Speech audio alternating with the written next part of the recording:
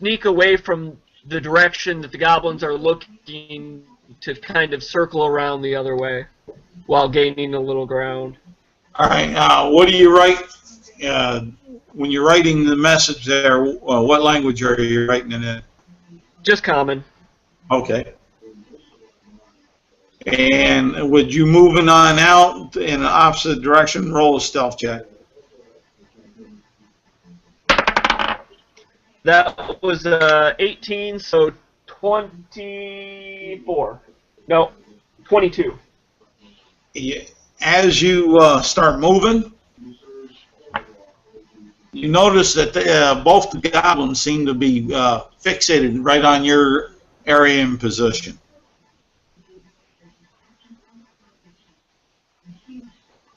Okay. And it looks like they're moving tentatively closer to you. Like they're coming straight towards me, or just in the general direction? Pretty much straight towards you.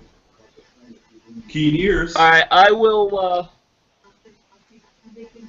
slowly head towards them, but I want to have. I don't want to draw my weapons, but I want to be ready to draw them. All right. And kind of call out to them in Goblin. All right. And the rest of you? Colin's gonna continue prone sneaking in Crow's direction. Okay. You'll be coming down, and we'll say you can see a big boulder that has some white markings on them. You're far enough away you can't make it out what it is quite yet. Ivar, Jamie, Jordan, what you up to? Ivar's just following suit. Just, following behind his half-orc friend. Oh, okay. Do we see these goblins moving in on the other ones? Roll of perception. 16 plus 19. 13 for me. You see them moving towards the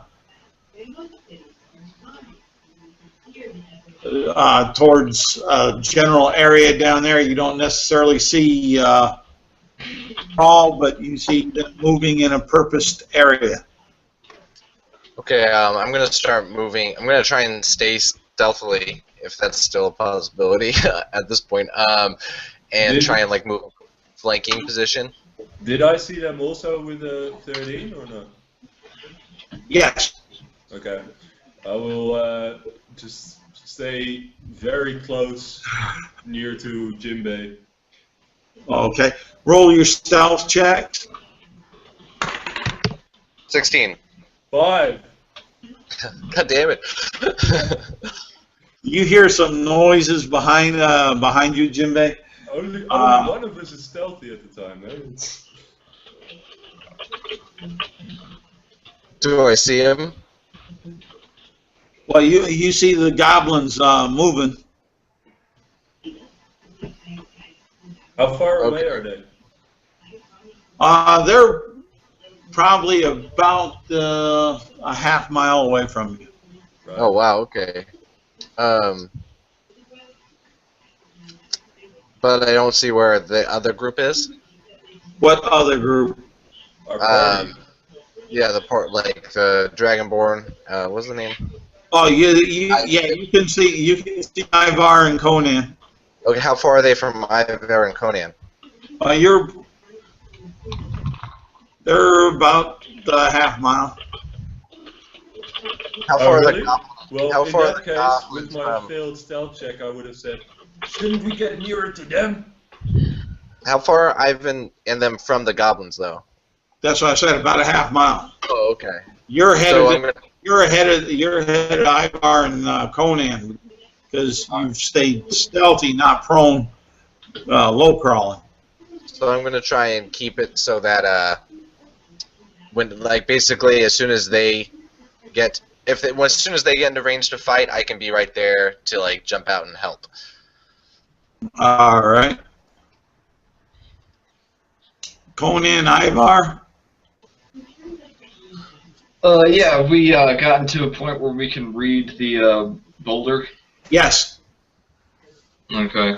And can we see the goblins? Yes, you can. And they're approaching, and they're half a mile away, as I understand.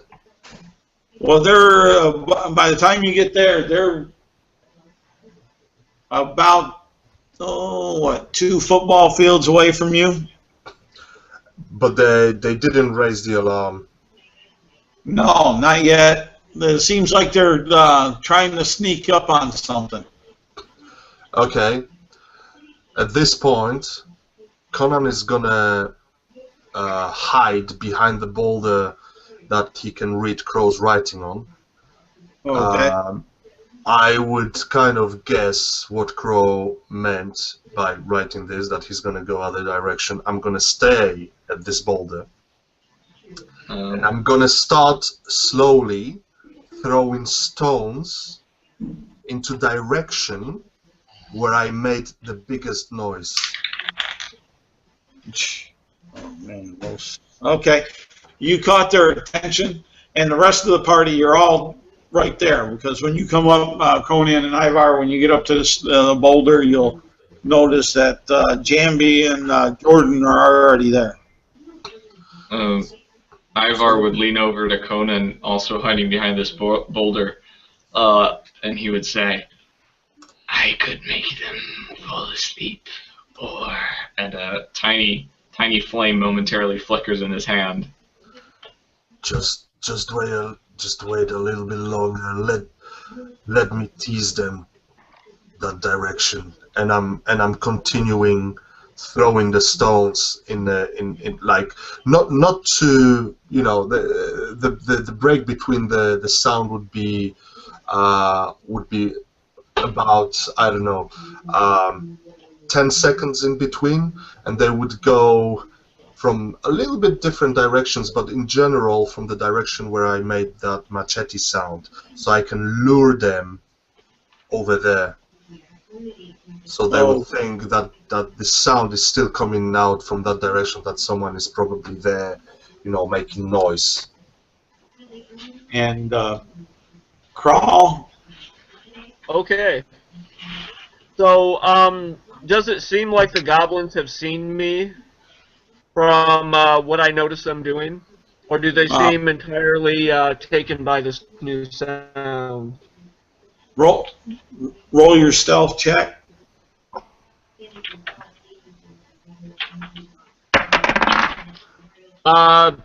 25?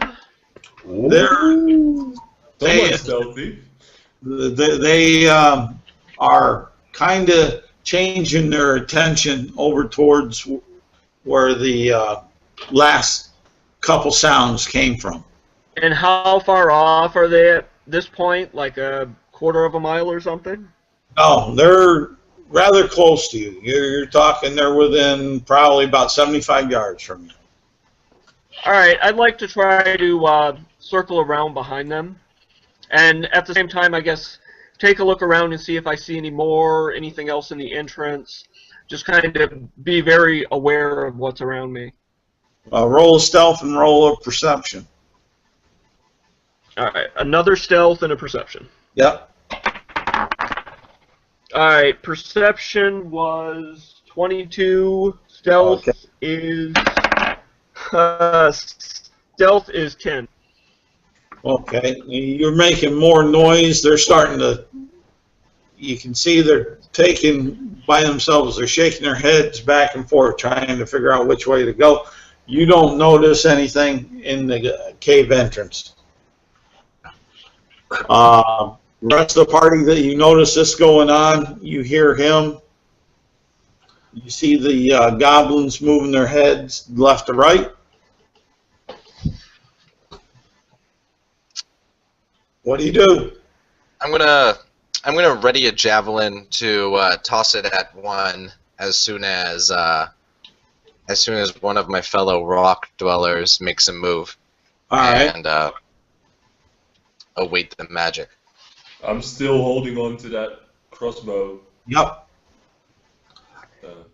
Conan's gonna say to Ivar,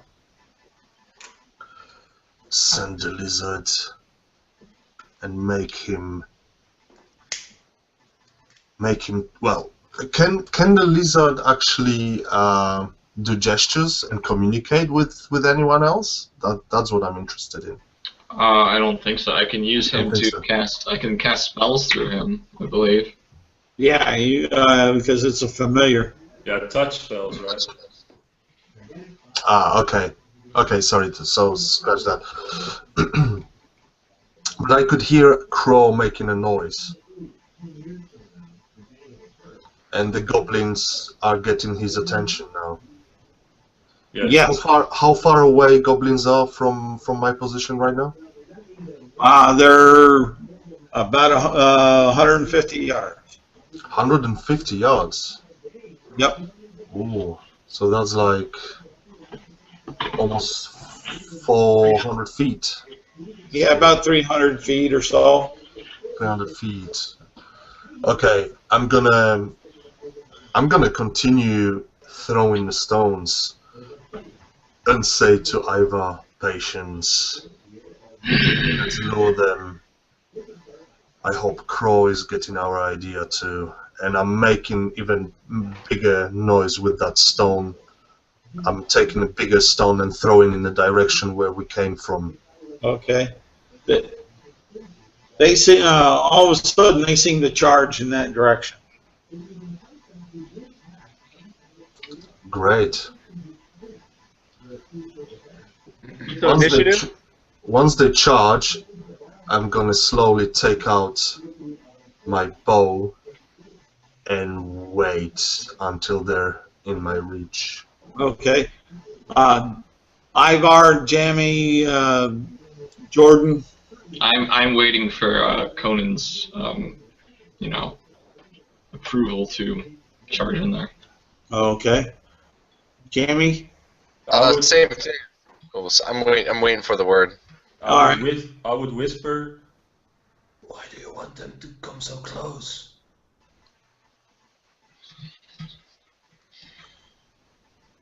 And Crawl, what do you see? Do you see this going on? What do you do? Alright, how far behind the goblins am I at this point when they start this charge? You're probably about 25 yards behind them. And are they basically... Oh, go ahead. They're going in an opposite direction away from you. And are they basically shoulder to shoulder, or are they staggered at all?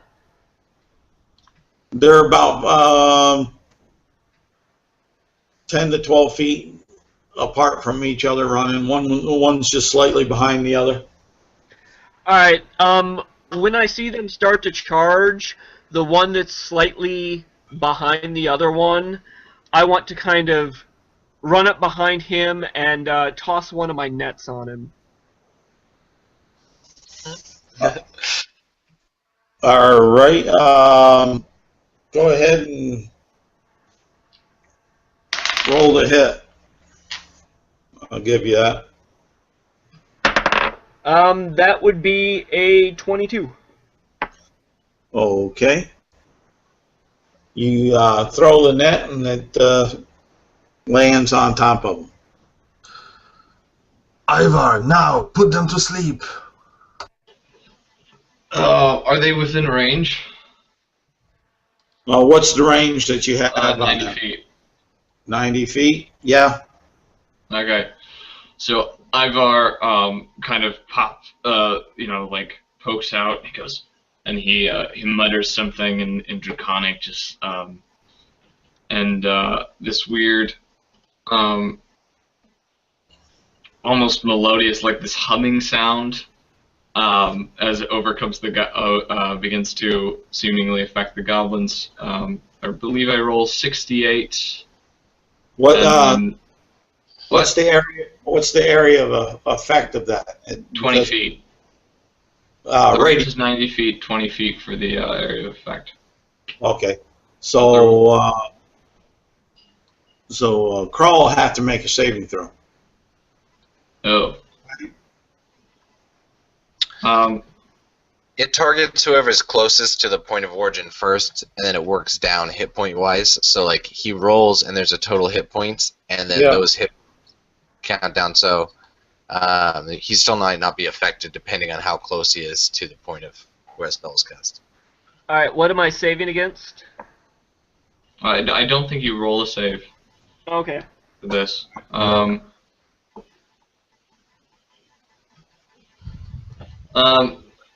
Okay, well, it would affect 12, 13, 17, 23 hit points. So Okay. it would probably depend. It would work down from whichever goblin was closest. So if he's One if is that in the affects- net, so It's Sleep is 24 complicated. actually. 24 hit points. Oh, okay. So it affects 24 hit points. So it would go down, and if it affects all the hit points of one of the goblins, then it would affect. I'm pretty sure it doesn't. It doesn't affect. Gotta look this up, but this is like we already had this conversation in the last one, and still it's somehow still confusing. if you think it's not gonna affect friendlies, it does actually. If that's what you think. Oh, okay. Yeah, Yeah. if they're within range and you still have hit points to the dispatch, then it will affect whoever's next. Okay. The first Lowest hit points first. the first one that was leading, Yeah. he'll drop. Yep. The second one that has the net on him, Yeah. he'll drop, and that leaves, you had 24? Yeah. That leaves 14 hit points. All right, I got 20 hit points. Okay. Well, then I think you would drop as well then, because I think it takes half. No, it has to be. I think it's all the hit points. All So the hit points, yes. Oh, So okay. it can't be affected in that case. All right. All right. So that's the scenario you got. Crawl, you have a goblin in a net that fell. Kind of leaves you a little bit scratching your head because you've never seen your net drop somebody quite like that. And then you see the other, the leading goblin dropped a little bit before it. Do either of the goblins look at all familiar to me?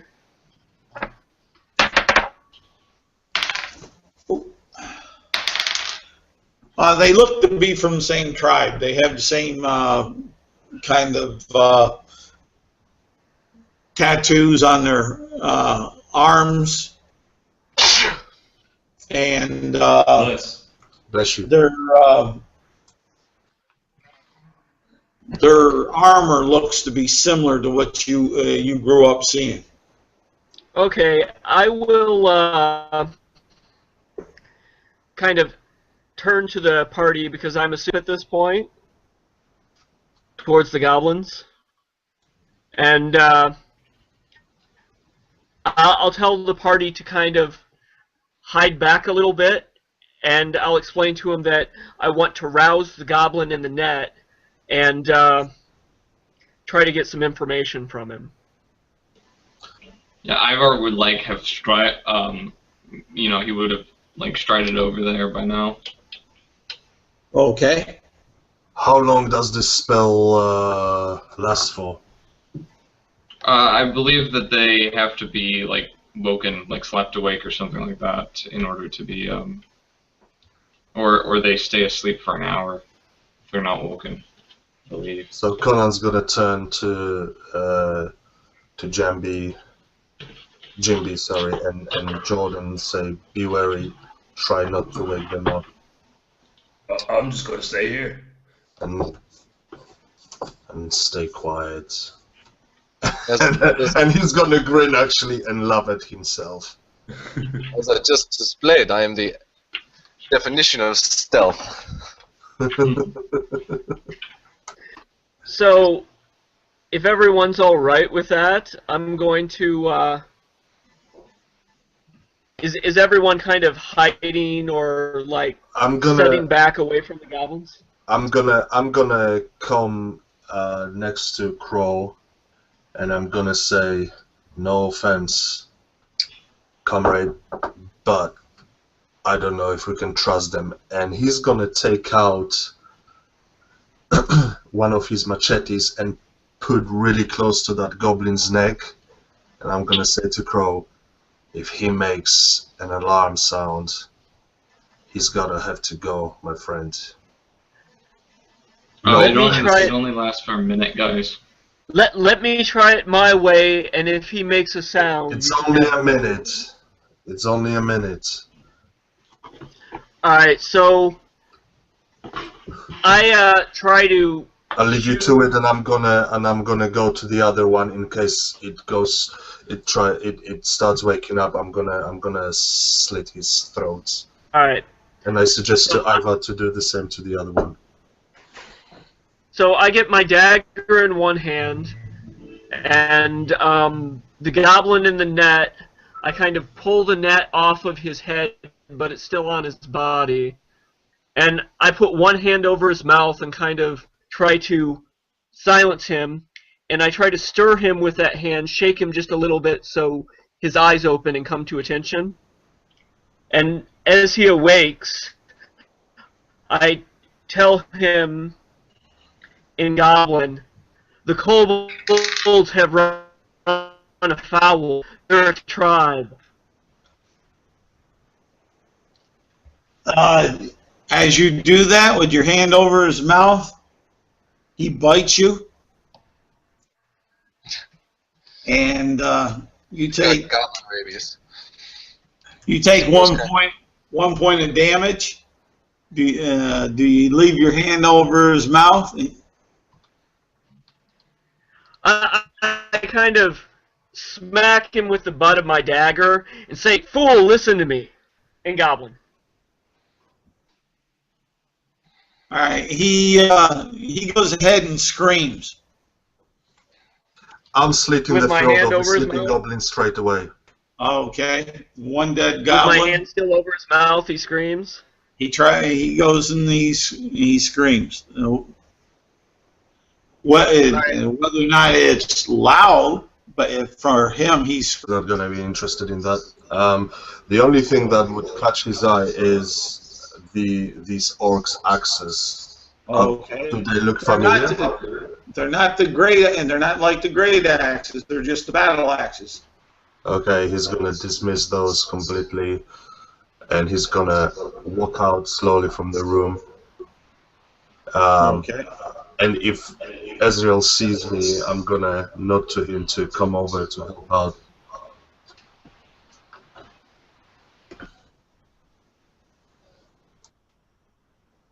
Taking a deep breath, I'm just like, oh, I gotta go back in there again. That's how this look that you're seeing through my eyes. And I will, with my one hand, keep it over the cloth that's over my nose and mouth. And Colin's gonna grin, look at you, and is like, just take a deep breath in through your nose, and it's gonna make you get used to it. nothing's gonna make anybody interested or used to any of these smells. What is it you called me? Have a look at this, and he shows at that panel on the wall. All right, What do you make of it? I look for someone who has a torch and place it in the direction that he pointed.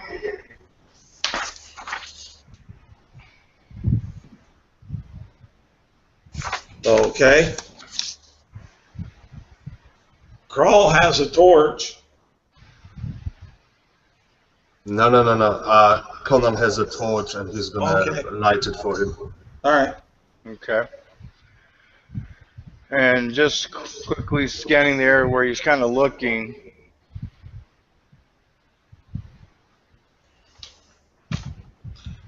And what you'll notice is it looks to be a secret door. Okay. Then I'll get down and then start doing my investigation on it to actually see how to open this little corridor. Or big corridor, however you want to base on this. All right, roll your investigation. Okay. Nope, not a clue how to open it. Not a clue. Never seen it one like this before. Okay, maybe we should leave it for now. He's like denying that it's a door. No, I know there's a door, I just don't know how to open it. Okay. Maybe it's open on from the other side. Let's just leave it for now. Is And I quickly get out of the room again. somebody going to help assist them, help them? There's no assisting that. No, you can't assist this. Conan is gonna shrug and just follow. Maybe we should take care of the other business, but we should definitely come back and check it out later.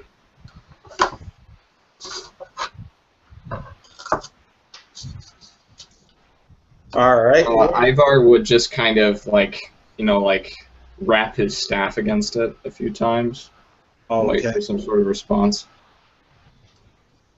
You hear a hollow sound behind it? Is it wood? No, it's stone. Okay. Ivar, if he can't make it out, don't do anything. Come on, let's go. And he Doesn't- just kind of, turns his head. You're gonna try to investigate it. Use the investigate to see about it, or I suppose I could. all right. Roll that. Let's see. That is a 15 for my investigate. Okay. You think that all you need to do is push it open. Okay, so just with his staff once more, he puts the butt of it against it and just pushes. Ivar, what the hell are you doing? And you hear, as you push, you hear the scrape of the stone. The like that, and it opens on up. And you see this, make sure I got the right dimension on this. You see this room that's looks well lit. Looks about 30 foot wide. You don't know the total length, but you can see to the what would be your west. You're coming in from that secret door. You'd be coming in from the south. So it looks about 30 feet wide going to the north from you, and you can see for about 30 feet to the left, which is your west. And you can see for about 20 feet onto your right. Conan's gonna get out his bow straight away and get ready. He's itchy. Yeah, as Conan said, Ivar, what are you doing? I would have looked around the corner to see what was going on. I hate this dice tonight. Bad dice. Well, we love it. All right. Peering in, do I see any enemies? Any signs of? Oh yeah. And now let's roll for some initiative. Oh, okay, maybe. Conan has this feeling of actually loosening this arrow against Ivar's back, but just for a moment. Okay, Ivar gets a 12 for initiative. Jerome gets a 7. 21 again for me. 7, Jerome. It's just because he's so paranoid, isn't it? Yeah, I'm a very skittish, quick-acting coward. Okay. My character's apparently out of it. It's just strange thinking about the seas. I'm zoned. I don't have my landlord yet. Ezreal, what you get for Nesh? A beautiful 6. Didn't you just say Dice Stream is loving you? Oh, I did. I was being a little facetious on that, but Just hold on and listen to this. So, Brawl and Conan. so as Conan says, Ivar, what the hell are you doing? While picking up his bow, right? He slips on the vomit and lands on his bum and tries to gather himself up. 3. I put my initiative in. Yeah, I saw it. 16. Yeah, I saw it, Dan. I looked over it. Thanks. Oh, I'm still All right. trying to pry the axe out of that guy's skull. It's stuck in there tight. Okay. So, Jordan has the top of the Anish. Yes, I just saw. I just heard Conan saying, "Ivar, what are you doing?" And I peeked around the corner, so I see the door open, and I sort of get up and stand in the doorway from the room with all the puke in it and observe to see what's going to happen. Did you say that the room was lit? Yes, well lit. Ah, okay. Can I see anything? No, I just see Ivar in the doorway, I guess. Oh yeah, you can. You can see Ivar in the doorway. You can. I'll say you can see that the room's well lit. Yeah. And you notice. I'll say, yeah, I'll give you that you see some big orc that's in like a wizard's All right. robe. Well, seeing that, I'm stepping into the doorway, and I'm actually going to step on the intestines that Ezreal got out of that orc with his blow that he delivered. And looking down into this puddle of blood that I'm standing in, I'm going to shake heavily, and you're going to see, like, I'm clearly out of comfort, and I'm going to start shaking, and I'm going to charge towards Ivar, trying to push him away and fly into the room, and actually, if I can make that. All right. I'll let you go and do your charge. Roll an athletics check to see if you can push. Yeah, I would definitely push. I would not move around him. So see if you got natural 20. All right. Ivar must have been off balance or something while he was pushing, so you're able to push him off to the side and charge into the room. All right. You're standing in the middle of this room, and we'll hold you there for the moment. Okay, cool. Okay. Who is next? We got, that's Jordan. Crawl is next. All right. He pushed Ivar out of the doorway, so there's a clear line of sight into the room, right?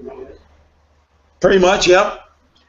All right. I was back in the hallway, so I know I can't make it all the way, but I guess I'll make my way into the room as I had heard Conan yelling at Ivar, and from, I guess, however far into the room I can go, not all the way to the doorway, I'll pull my bow and fire off a shot at that orc.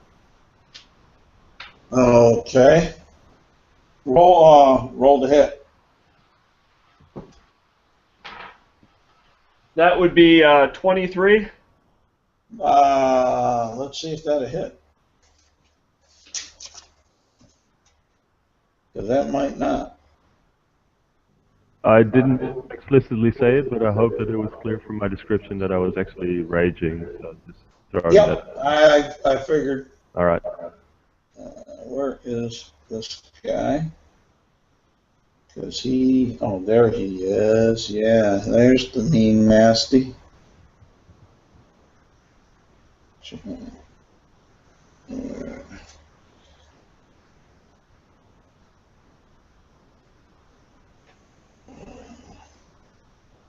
Okay, yeah, that'll hit. Cool. And that would be 7 damage. Okay. Doesn't seem to phase him at all. All right. Yeah. Okay. Let's see here. And you said 7 points of damage, so that's there. All right. After Crawl comes Ivar. Okay, so Ivar gets like pushed and he like stumbles into the room because I'm assuming that's the direction he would get shoved. That would be the easiest. And he like stumbles into the room and he's like you know, scowls and draconic, and he looks and he sees this this adversary. Could you describe? Is it just one orc? At that point when it was being described, that's all that could be seen. Now that you're in the room, you will see that there is a total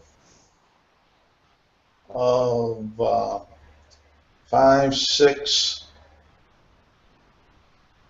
8 bodies there. 6 of which seem to be orc, and 2 of which seem to be null. I should have saved my fire breath. Okay. And You these should just say that. and they seem to be other than the one in a wizard's robe. The others seem to be pretty well armored. Okay. Well, the vibrating returns to Ivar's staff Okay. as the energy begins to pulsate, and it begins to form and intensify on the tip of it, and it launches off these 3 magical darts that all converge on this apparent orcish wizard or warlock or whatever he is. And that's going to do 3d4, and then there's going to be a plus 3. So 10 damage to that guy. Okay. And then he's going to try and back up against the wall. Okay. That's there. Get all their. Give me a second. I'll get all their stats written down so I can, as far as hit points from here. And, let's see here.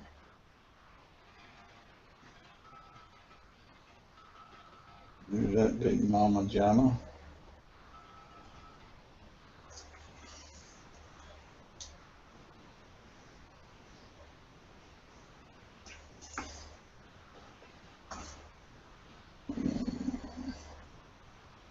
Let's see here.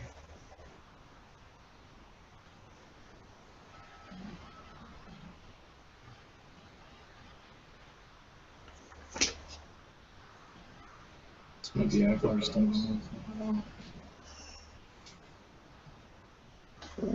And Knowles. If he keeps rolling bad, we're fine. I heard that nastiness.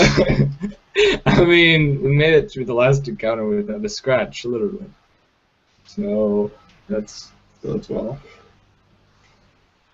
Are they all identical? Was the one that he barely hit with the 23 identical to all the others?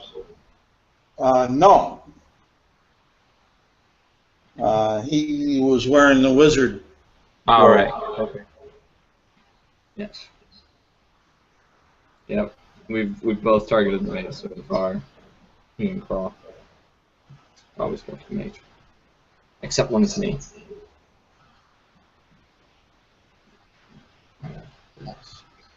Yeah. Okay.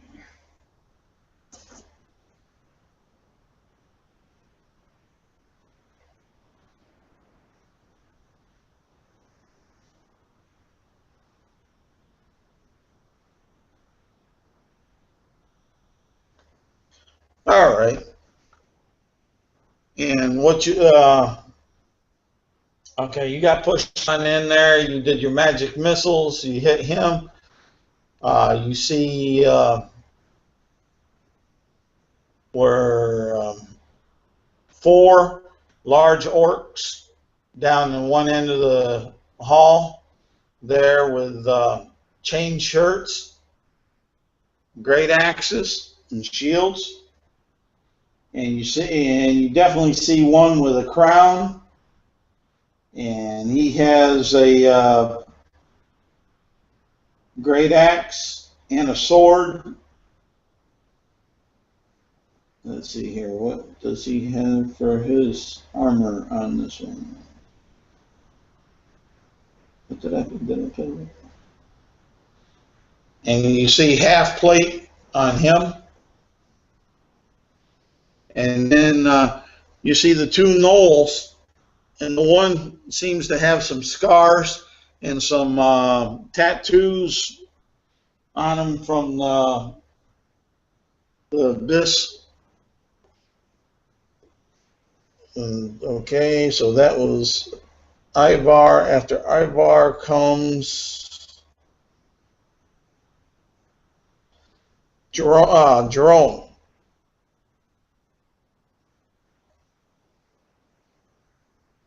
Jerome, you're muted. You're muted, Jerome. I finally pry the axe out of the other orc, and I hear this commotion going off to the side. And so I don't really fully understand what's going on, so I walk up to the door and look in. Okay, and you see what I just described. Yep. And then I'm going to, and then he goes, well, okay, and then chucks the axe at the closest enemy. Well, that'd be the one in the wizard. Right. Roll the hit. Let's pray for another 20. Kill him. Shit. 13. Miss. Yep.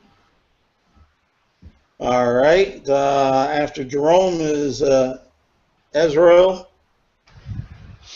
Yeah, if we're going back into the room again. I will look at the ones that are down. Is there a bow on the ground or on the wall along with some arrows? Nope. Nope. Okay, I will look down the hall where the one door was that I knew there was one thing, nothing coming down from there. Yep. I have no range ability, so what I'm going to do is going to have to go in, take what's his name, Conrad's advice, and taking a deep breath, displease, and actually close the door. And I guess I would have to go up to the one table, but I have to wait. That's way too many movements and everything else. So. All right. And Conan. Conan's got a mouthful of the Yeah. leftovers on the table. Sorry. Right. So. Conan would scramble up, go through the passage to see what's going on in that room. Obviously, there's still all the orcs alive, or was one down already? No, they're all still standing. Yeah. Okay, but as he walks in with his bow ready, he can see these 2 gnolls. And does he see the face that he recognizes? Tattoos on the tattoo on the one, the tattoos on the one look very similar to what you without even thinking, he dips an arrow in the poison. Yep. And lets loose. Alrighty.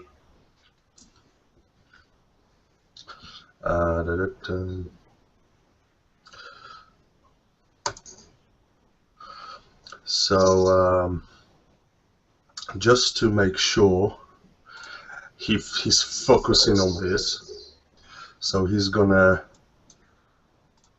definitely use his training for this, and before you save this hits, he would definitely, you know, use his all his abilities.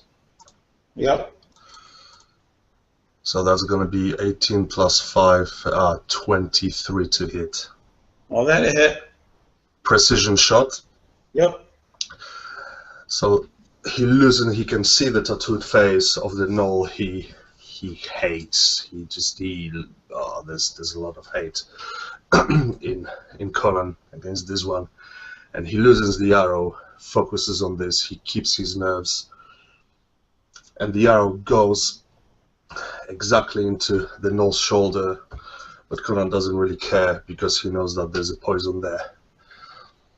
And the gnoll stands still. Cannot move. I hope. You hear a howl from the gnoll.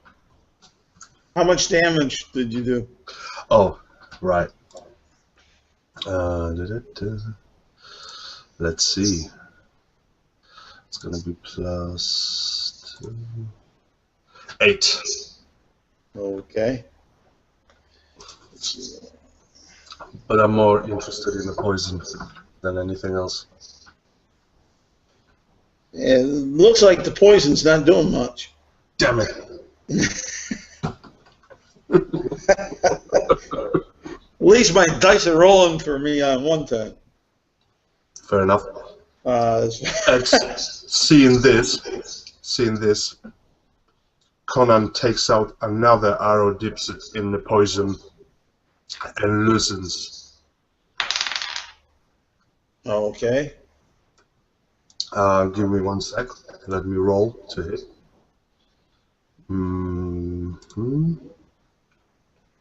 19. Well, that'll hit. Okay. Roll your. I think it's Constitution against grow. Yes. Poison? Yeah. So he used his action surge basically. That's why he got his another action. And 9 damage. Okay. Poison.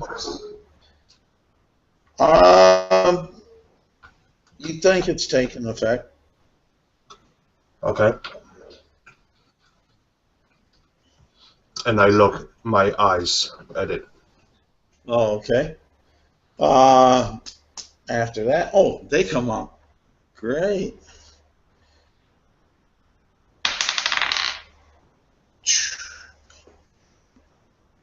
That will be from there. The one gnoll will shoot back at you. And let's see here. I think that hits you. Yeah, I think it just hit you, 16. Okay. And let's see. I want my favorite dice for damage on this puppy. Yeah. You'll take 8 points of damage. Okay, hold on there. Because Conan is gonna... He's so focused on this one that he's not getting it away, so he uses his agility to try and deflect this arrow as much as he can. Okay. I'm gonna expend another superiority dice for parry. Okay. So that's gonna be so I negate 3 damage from out of it, so 5 in total. Yeah, I take. All right. Mm-hmm. Okay. And you'll notice that the 4 other orcs that are there are moving forward to you, and sorry, I'll stop you there. I really apologize. I cannot do it. It's only melee attack I can negate with parry. I apologize. Sorry. okay. No, I take 8.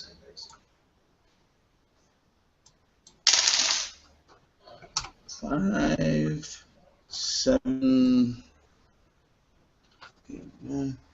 You and Ivar, you see four bolts of light, like darts, shoot at and hit you, and you take 10 points of damage. Whew. It's not good. That came from the wizard. That's really does not like me hitting him. As far as that, and let's see here, and that, let me calculate the distance. For the record, I said he backs up as far as possible on the turn. I said that. Yes, I know, but magic missiles. Yes. He returned the missiles with the missiles. Yep. And they moved on up. They're only going to move up to that, like a protection action for the other one in half plate. So we'll move back on up to Jordan. Yes, I would be in fury and make a reckless attack on the closest body near me. Okay. And just charge in on it. So I roll with advantage, but that means you get advantage on rolls against me this turn as well. Okay. So I'm storming with my sickle behind my back, and I would have... Who's closest to me, actually? The wizard. Okay, I would have a... not very good. A 12. A 12 on the wizard does not hit, I believe. Nah. But let me check and see. Going down. Where are you?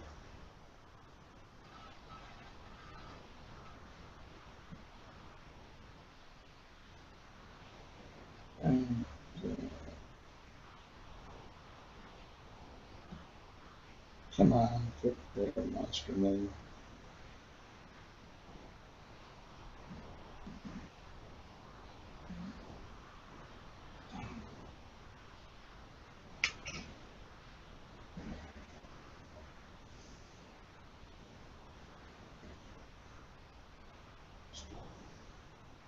Okay, you said 12, right? Yes. Yeah, that didn't hit. Okay, so the sickle, as I reach behind my head, gets stuck in the cloth of my clothes I'm wearing, and because of that, it sort of goes over its head instead of into him. Okay, and that will put up Crawl. All right. From inside the adjoining room, looking through the doorway, can I still just see the wizard? Yes. All right. I'll start by taking another shot with my bow. Okay. My short bow. All right. And that will be a 25.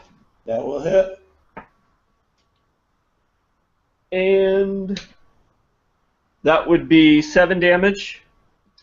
All right. And then... He laughs. I bet he does.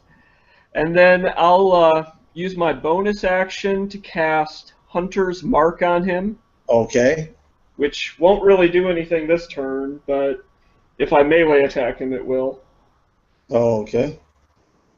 And then I guess I'll move up towards the doorway, but move, like, still inside the room I'm in. I'll move up to the side so I have full cover. All right.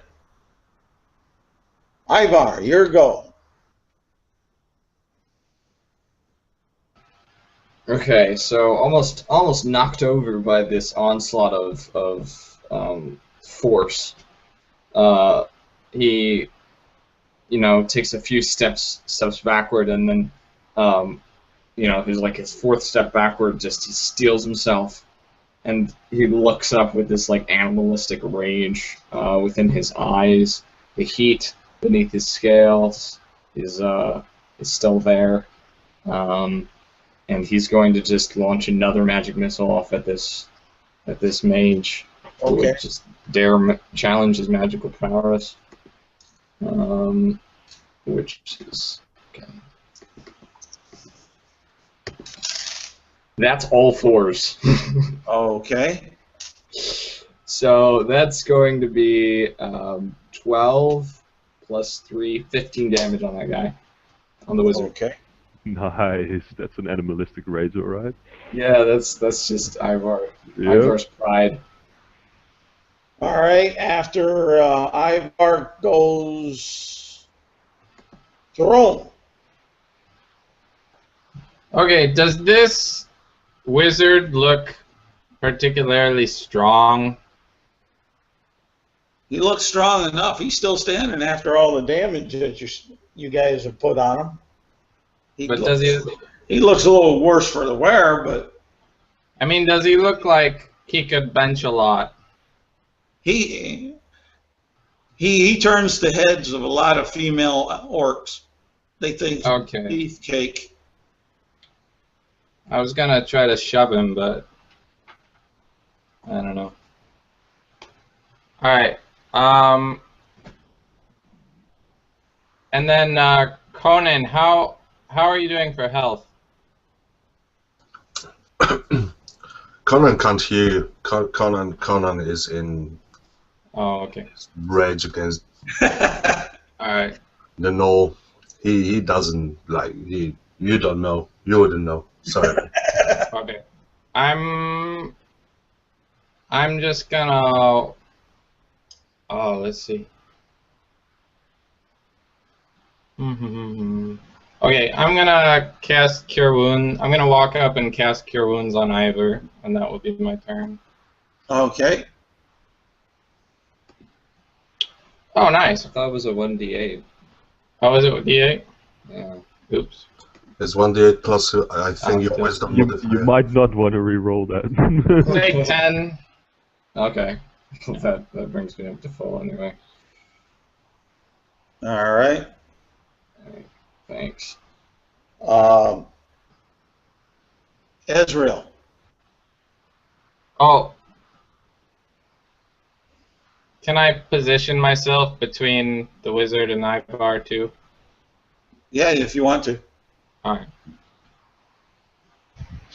Looking at the table, I see one of the hand or battle axes, hand axes, that was either thrown or tossed or had by the orcs, and I'm actually going to grab one of those instead and go back to the door and actually place it under the bottom of the door to actually make it really hard for anybody to push the door in. All right. And I mean, I really can't get into the corridor with all those people there, so there's not much I can do, and I don't have a ranged weapon. Okay. So that would be it. I'll just be fortifying that main door so no one can come the back way towards us. All right. Conan.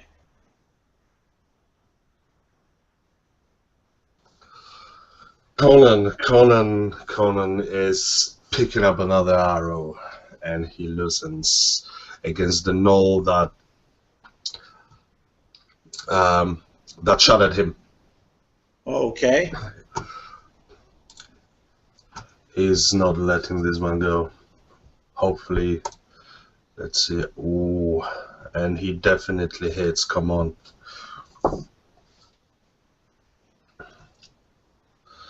$24? What, the hit or Yeah. damage? No, to hit. Oh, that hits. 6 damage. Okay. Since the other one seems to be locked in place. Conrad, are you aware that we're looking at your character sheet instead of at you? Yeah, I did this for dice streaming. I'm using the roll 20. Yeah, okay. I thought you might have accidentally hit screen share instead of. No, I did it on purpose. Yeah. Cool. Because I've been eating, so I'm pretty sure you wouldn't like to see me munching on my food and getting hungry yourselves. Ivar, you get hit with 4 more bolts of energy. Oh God! You just like that you don't. You like that you don't have to roll for these, don't you? It's the only good rolls I can get. And you got yourself 11 points of damage. Holy crap! How does it work with casting when you're engaged with someone in 5th? Because I was right up the mage, right? Yeah. Does that, like, I remember from 3.5 that provokes attack of opportunities and stuff. I don't know how that's handled in 5th, though. No, in this one. Not in 5th. All right. If it's a magic missile, you don't roll to attack, so it's just automatic hit.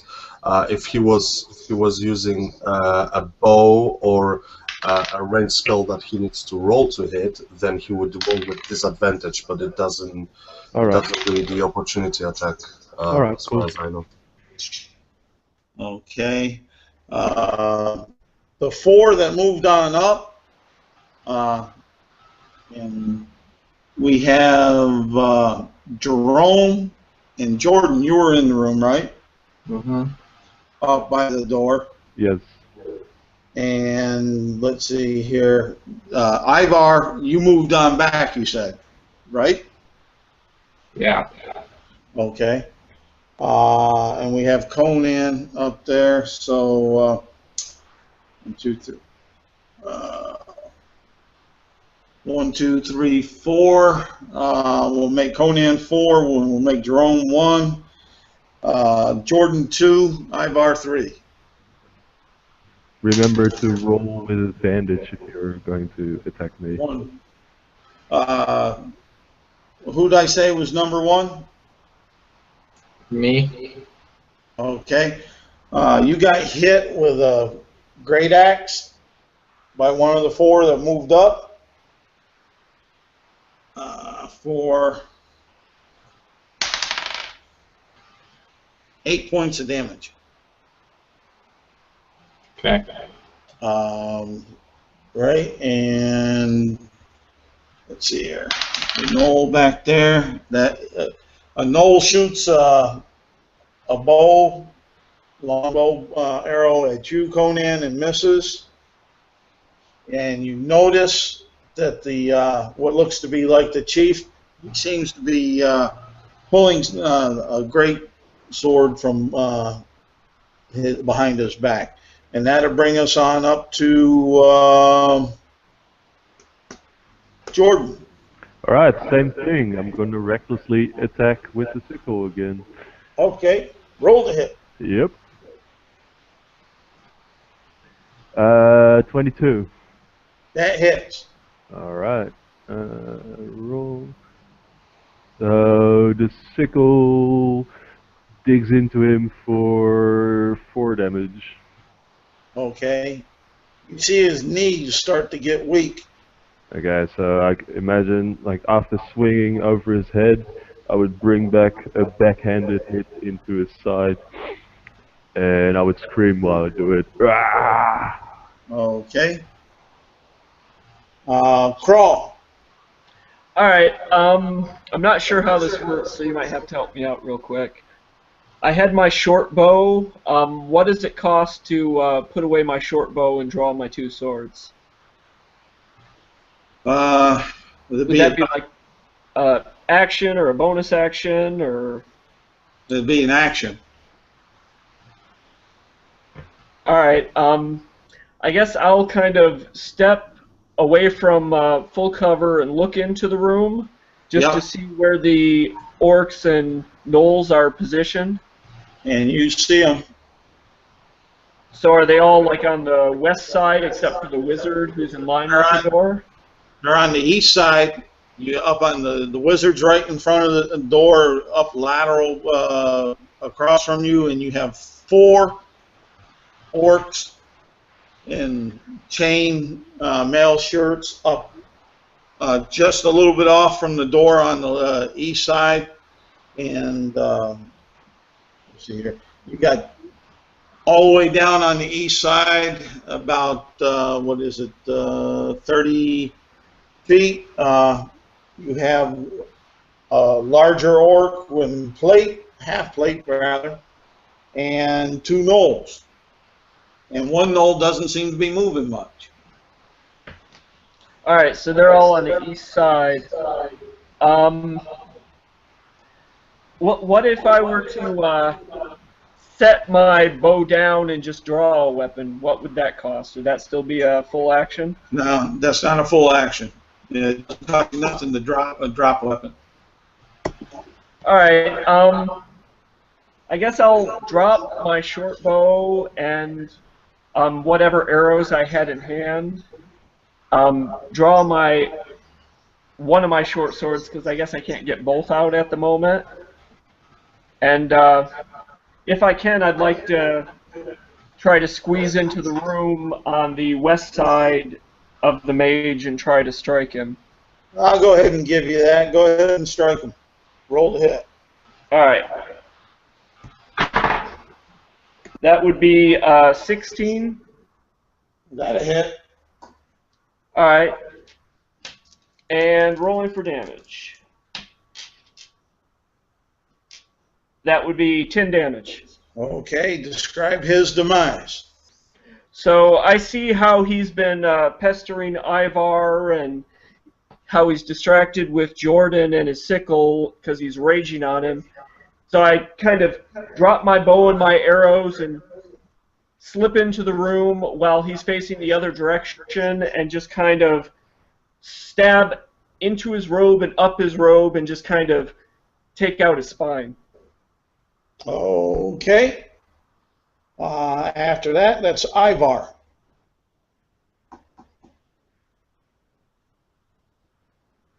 Ivar. You're muted. Yeah, okay. So did the mage went down, right? Yeah, the mage went down. Sweet. Okay. So not fleeing, but backing up.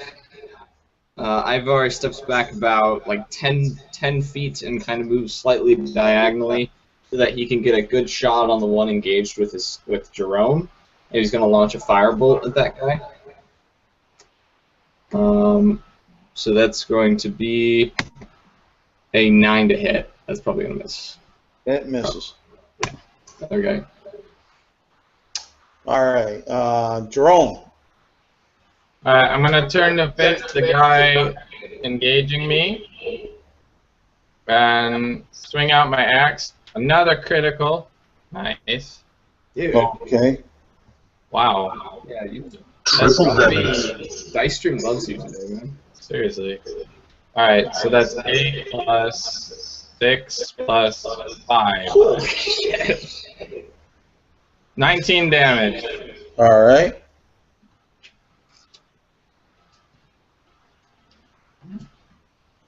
And that brings us to Ezra.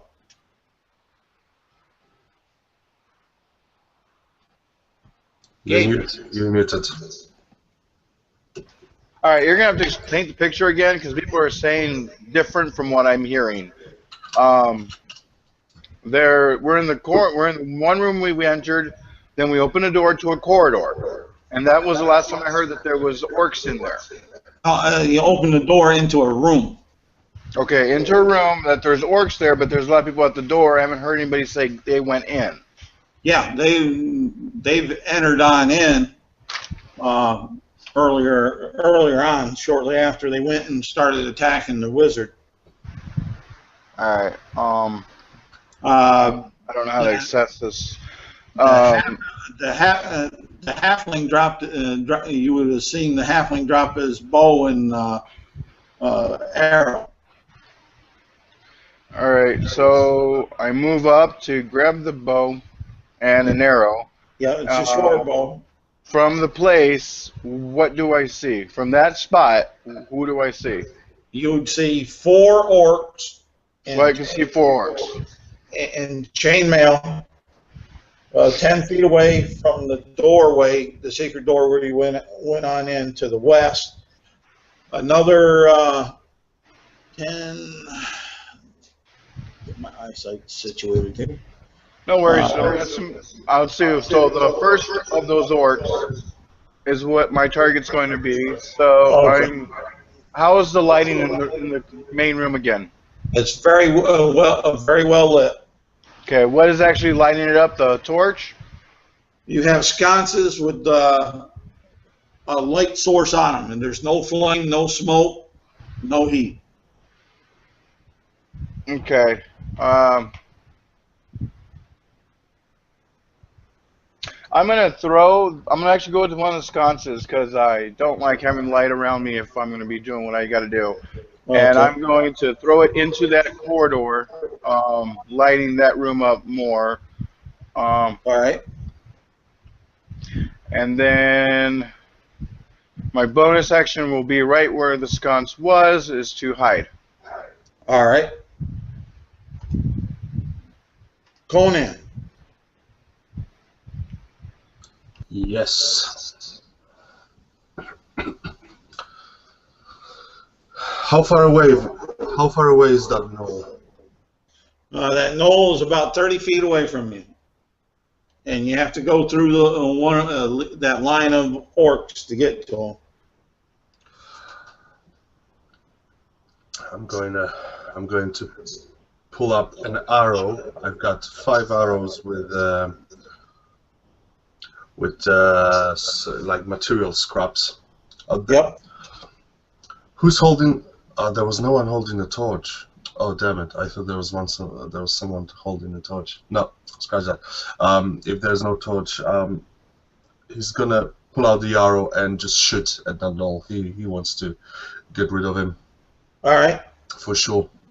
Good soul.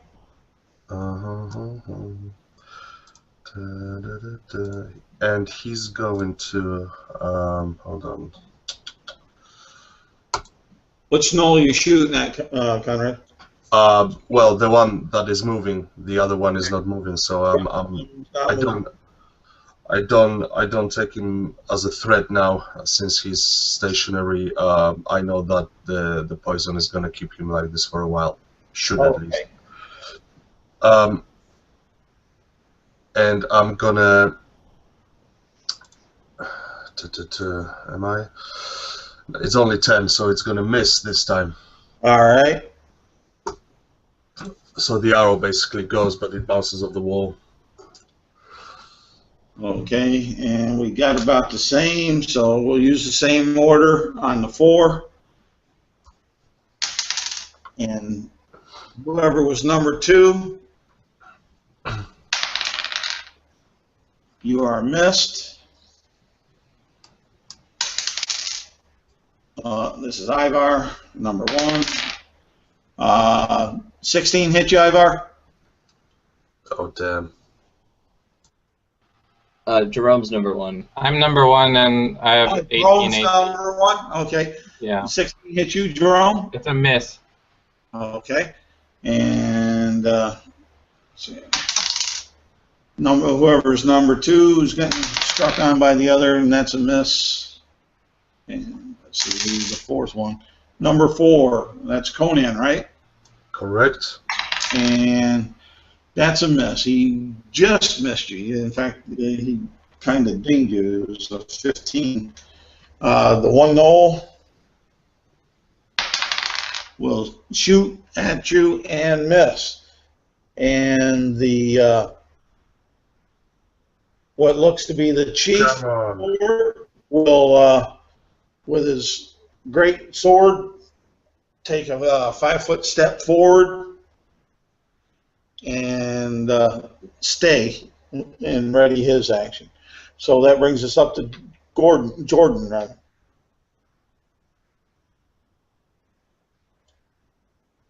Jordan. Again, we can't hear you. Whatever it is. Vince. Nope.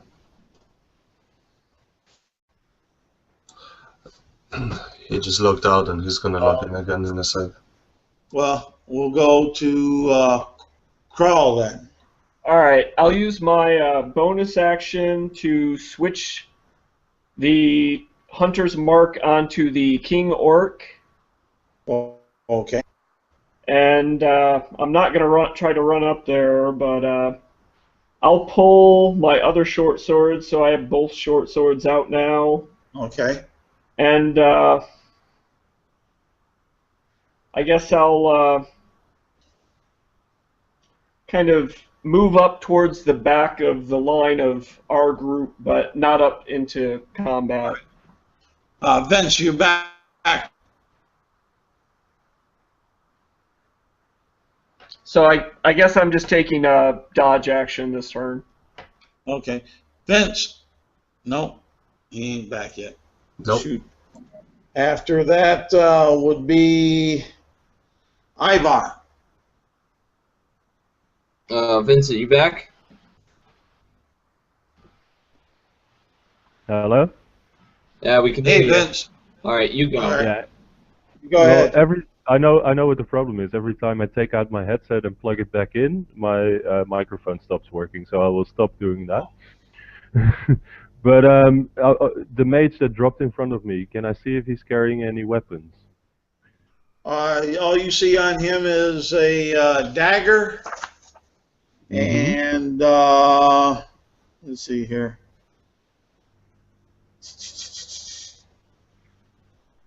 Yep, just a dagger. All right. So nothing big to replace my sickle. So I would charge at, I guess one of the orcs is closest from me. Okay. And let me pull dice stream back up.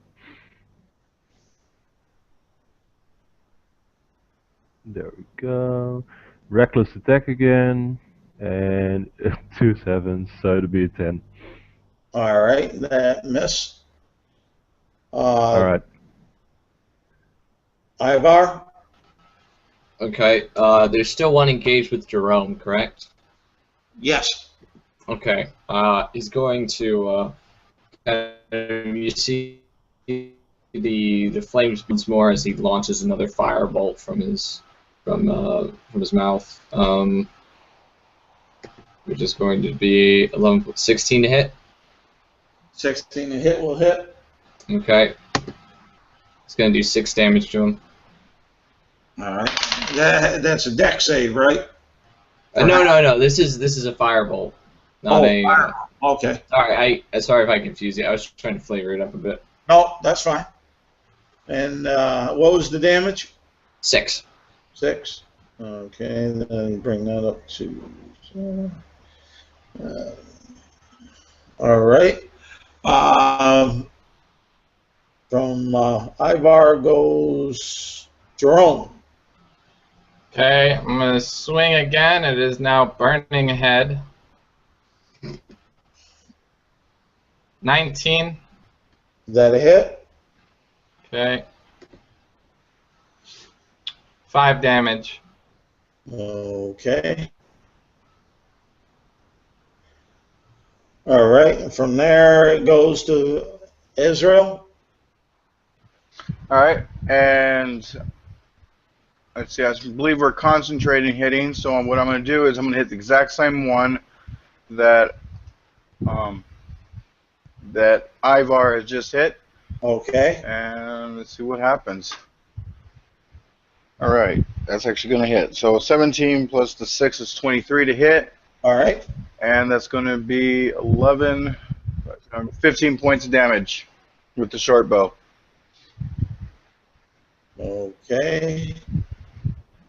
And then the bonus action then is...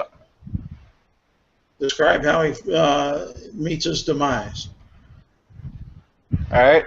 As I'm throwing in the torch, I could see it bouncing off of the one orc and basically hitting another one in the side of the face. With the distraction of quickly, I can actually do a bow.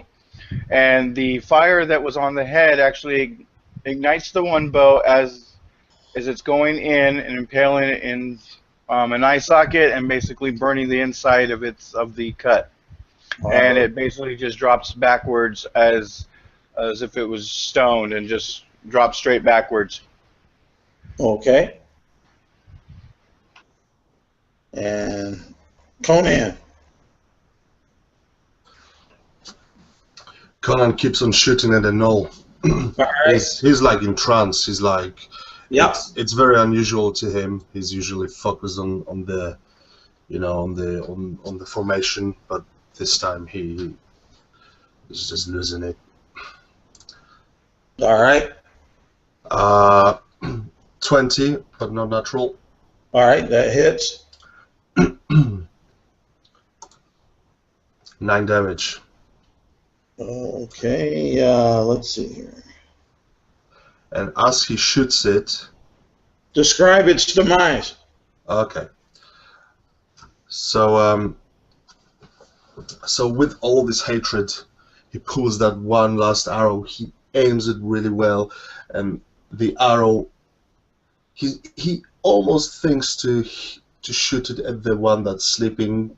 He wants that one dead, but he's like, no, this is more important, and he loosens it, and the arrow goes just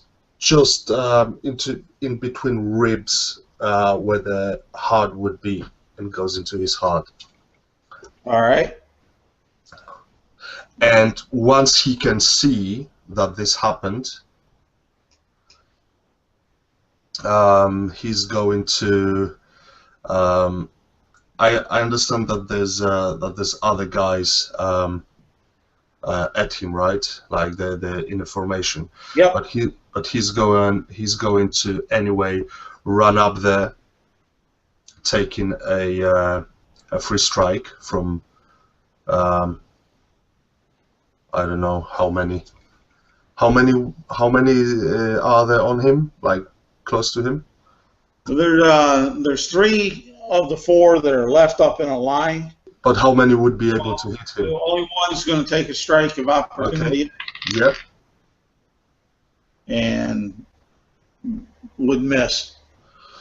And so he's, as I said, Conan would walk over to the sleeping Noel, and with a grin on his face, slitting his throat while he's sleeping with a dagger. Oh, okay. Sweet.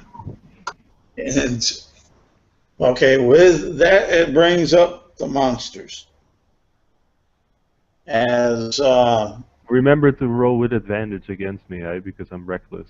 Yep. Let's see here, and we'll take who we got up on the line now, because I know we got Conan. That we got Jerome, Ivar, and Jordan, right? Yes. Okay. So one will be Jerome, 2 Ivar, 3 Jordan, and a 4 will re-roll. But before I get to that, the Orc Chief will step over and strike at Conan. And what is that damage on that weapon? So so the chieftain basically walked after me when I went to the knoll. I understand. Yeah, that's okay. And let's see.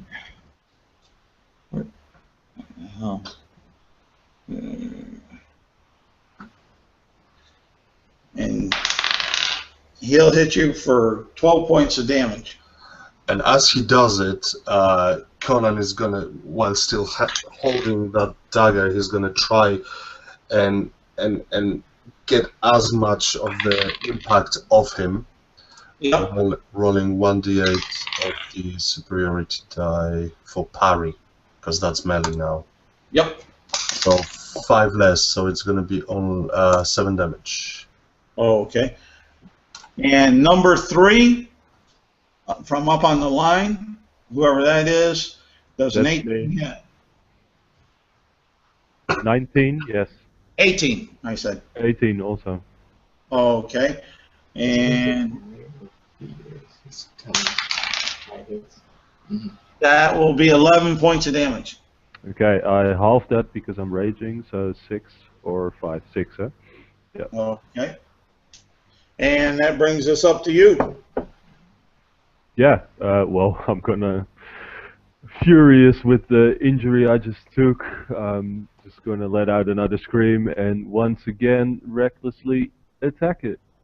Okay. Wow. Now I'm missing again. That's a 10. So as I take the damage, I can't quite focus on getting the hit in. So I swing past him. All right. Crawl.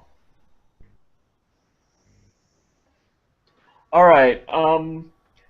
I'd like to kind of take a look. So there's kind of a front line of 3 orcs, and then behind that is Conan and the King Orc fighting. Yes. All right. I'd like to kind of move up to the orc in the front line that is furthest from the King Orc. Okay. And then proceed to try to attack him. Who's he engaged with? He would be engaged with... Me, I think. Yeah. All right, so I'll go ahead and try to hit him. That would be 23. That a hit? And that would be 5 damage. Okay. And then I'll go ahead and try to hit him with my other sword as well. All right. Which would be a 13. That misses. All right. All right. From Crawl, we go to Ivar. Okay, so Ivar's just like leaning on his staff. Okay. You know, sitting at 1 hit point, so he's in great pain. And he manages to reach up a hand, and it just kind of stays there for a second. You see a few sparks, and then eventually it just ignites, and it fires out and goes at the one that's engaged with Crawl and Vincent. So that's going to roll, and that's going to be a 13 to hit. Miss. Damn it. All right. Jerome. Okay. I want to save my spells. So the orc in front of me dropped, right? Yeah, the one that was in front of you dropped. Okay, but there's still 3 on the front line. Yes. Okay, I'm gonna move to the next one in the line Okay. and take a swing. 13. Miss. Yeah. Okay. Ezreal. Muted. All right, I'm gonna actually take out the dagger that I have sheathed, and I'm actually going to throw it at the far left orc of the duo that's up in the front line. And let's see here. Let me actually roll real quickly the stealth that I did. Okay. And yeah, nope. He probably can see me bright as day. So I'm gonna have to. There we go for the hit of the dagger, and that's going to be a 16 to hit, or no, 18 to hit. 16 will hit. All right, and that's going to be 5 points of damage. Okay. And that will bring us to Conan. Well, Conan happy with both gnolls being on the ground facing a new danger. He kind of takes a deep breath, dropping the bow, taking out a machete into his main hand, still holding a dagger in his offhand, and he's gonna try and duel with this formidable foe, swinging with his main hand. All right. Oh, sorry, not that. And as he does it, He's gonna try and push this hit. Does oh, I doubt it. 16 hit? Miss. Okay. And with his dagger, he's gonna try and find an opening in the armor of the orc. Okay. And as he does it, his dagger breaks and and actually cuts his hand,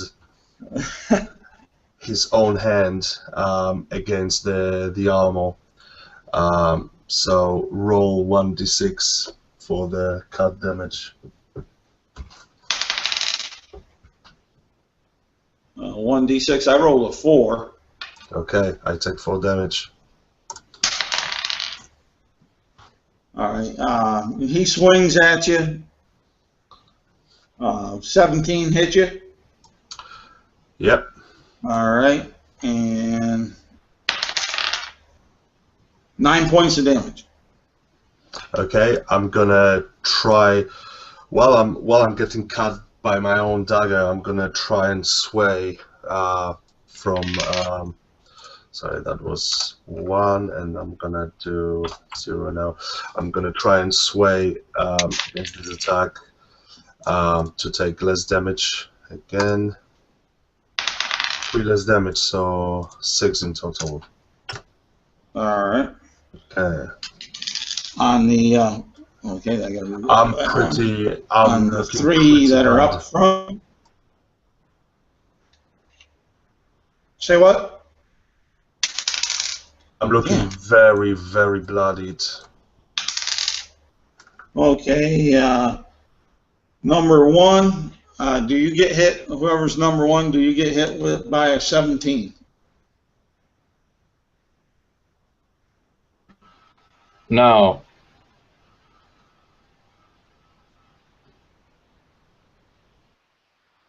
Uh-oh. Is he frozen? Yeah, he's frozen. No, there goes our DM. Charles? So, basically, Ivar unleashes a volley of spells, and all the orcs drop down dead. And they all spew out a bunch of gold. The GM died. We win.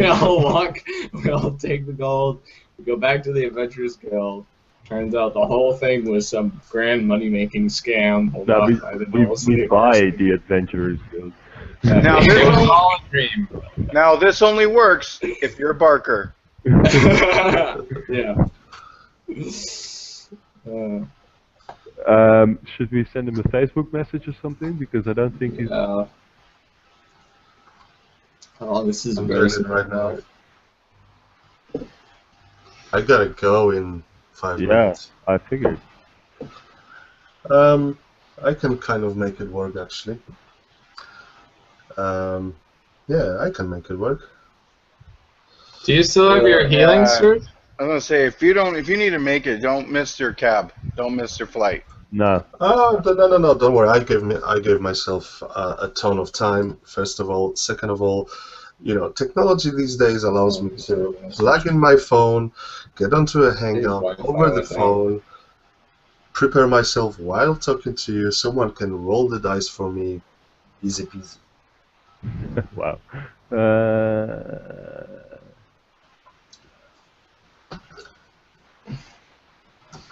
Might be better just to like pick it up again.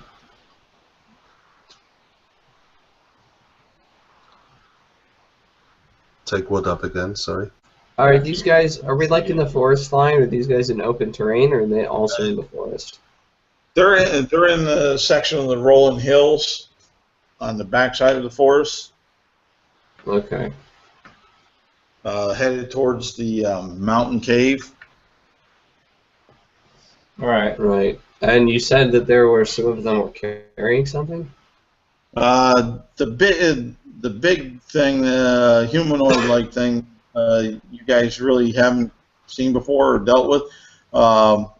Looks like he's carrying something heavy. Okay.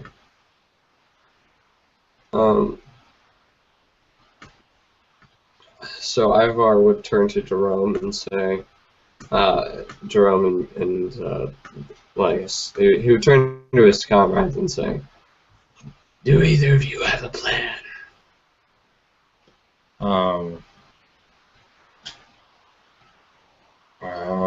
And Ivar will pull out his satchel he bought in town it's just stuffed full of flasks of oil. And he says, well, I don't know what they are, but I bet they burn. And a flame ignites in Ivar's hand, and he goes, "Oh, I know they do." But you know they're off. Migash say, but how you gonna set them aflame from here? They look to be about a quarter mile away. And Ivar's, you mean Jerome? Jerome, gonna use his navigational knowledge. Yeah. And say, well, they're heading in that direction. We can cut them off. Plot the intercept. I've done it 1,000 times. Not on land, but it's the same principle. Weren't you a priest? Ivar will have a fair knowledge of the area because it's going through. It's that wood section going through where you're breaking through to go to the cave. As far as that, so you're fairly familiar with that, Ivar. You've been through there at least 3 times I can think of. Okay. So they're not quite, and they're kind of like halfway between the woods lines where you're familiar with the grave that's on the outside and to the cave entrance. Okay. Since we're a small group, can we move to get ahead of them? You can try to.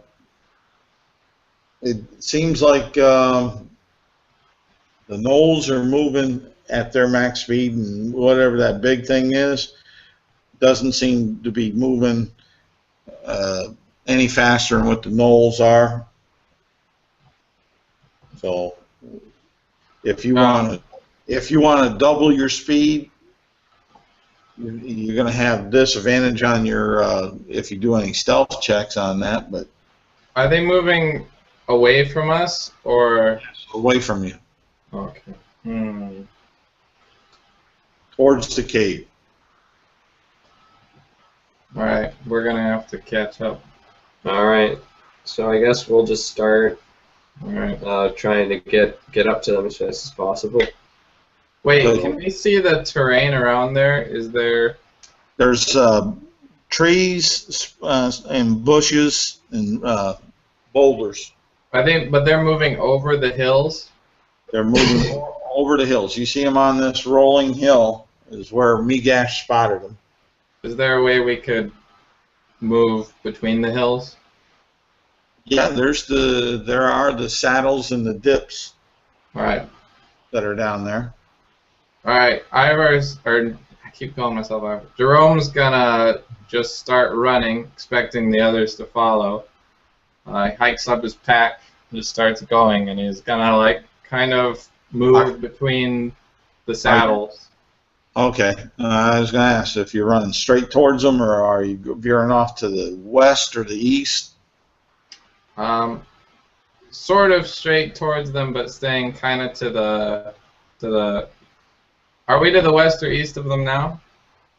Right now, they seem to be straight in front of you on the north side of you. All right, mostly straight towards them, but kind of to the east, I guess. Okay. Staying in the saddles. Ivar will just roll his eyes once more and pursue. Do the same thing. All right. You keep doing that. You see that you're making ground. Let's see here. They're focused on their objective, evidently. But Migash, as you're coming, running up around, Migash, you can see them off to the up ahead of you. You've gained to where they're only about 100 yards away from you. Mm-hmm. I suppose. Okay, so we're are they on a hill? They're coming from what you're seeing. They're coming down off one of the foothills, headed towards the cave. The cave entrance is about 200 yards away from them. Okay. So Ivor's gonna start heading Jerome's gonna start heading towards the base of the hill and try to intercept them as they come down it. All right.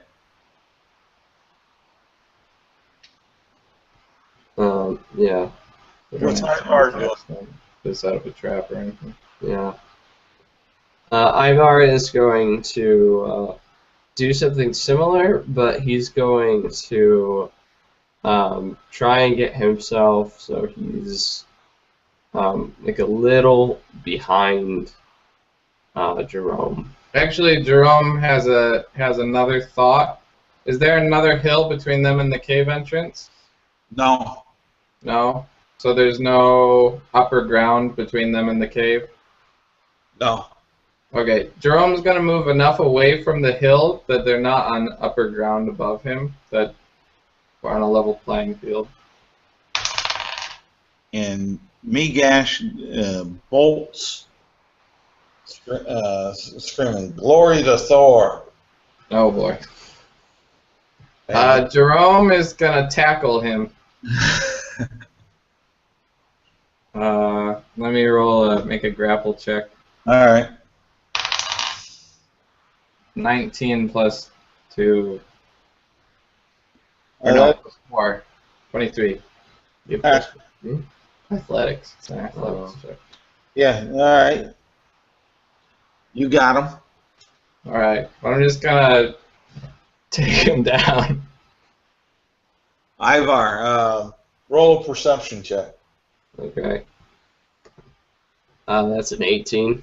18. You notice that with the tackle and Migash hollering out "Glory to Thor," that these guys, this little troop of creatures, seem to stop and look in your direction. Okay. Wait, are we in front of them or behind them now? You're behind them by about 75 yards now. 75 yards. Okay. So yeah, Ivar. So have they spotted us? They see us? They're looking back at you because of the commotion, the sound. Alright, I stand up and pull up. What's name? Migash. Yeah, pull him up, and then gonna start. See what they do. The dog-like creatures, the gnolls, are coming towards you. The big hulking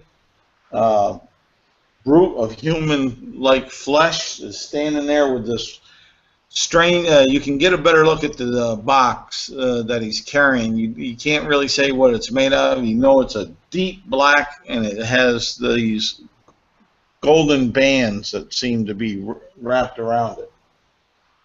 And how far away is he? He is 75 yards away from you. Yards. Yep. Okay. Alright. Ivar is just going to start moving towards them. Yep. Alright. Towards them. Jerome does a face palm and go, okay, now you can charge. And then he's gonna heft up his axe and start running at them. Yep. Do a dash 60 feet up to him. Okay. Well, both troops are running towards each other. The Knolls seem to take a stop, and you see them pull off what looks to be longbows, and they're going to take the firing on their round. Roll for initiative.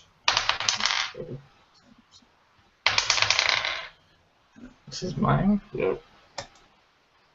11, and yours? 9. 9.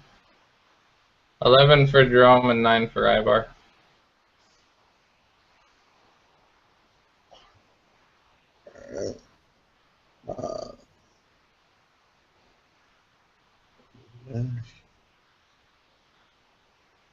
Monsters. Okay. Okay. So Migash is dashing, screaming. He almost like he's in a berserked rage. Headed towards the Knolls at twice his speed. So that's his action. After that, the Knolls are going to fire. That's a miss.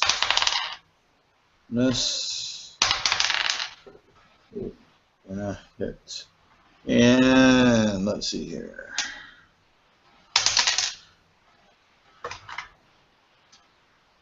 And Migash, you see an arrow hit Migash. And then it's Jerome's turn. Okay, how far away are they? They're about 50 yards from you. Alright, I'm just gonna move twice my speed. And how's Migash looking? Pardon? How's Migash looking? He's looking a little weak-kneed. Just a little bit? Just a little bit. Alright, I'm gonna leave him. That'll end my action. Okay, and then there's Ivar.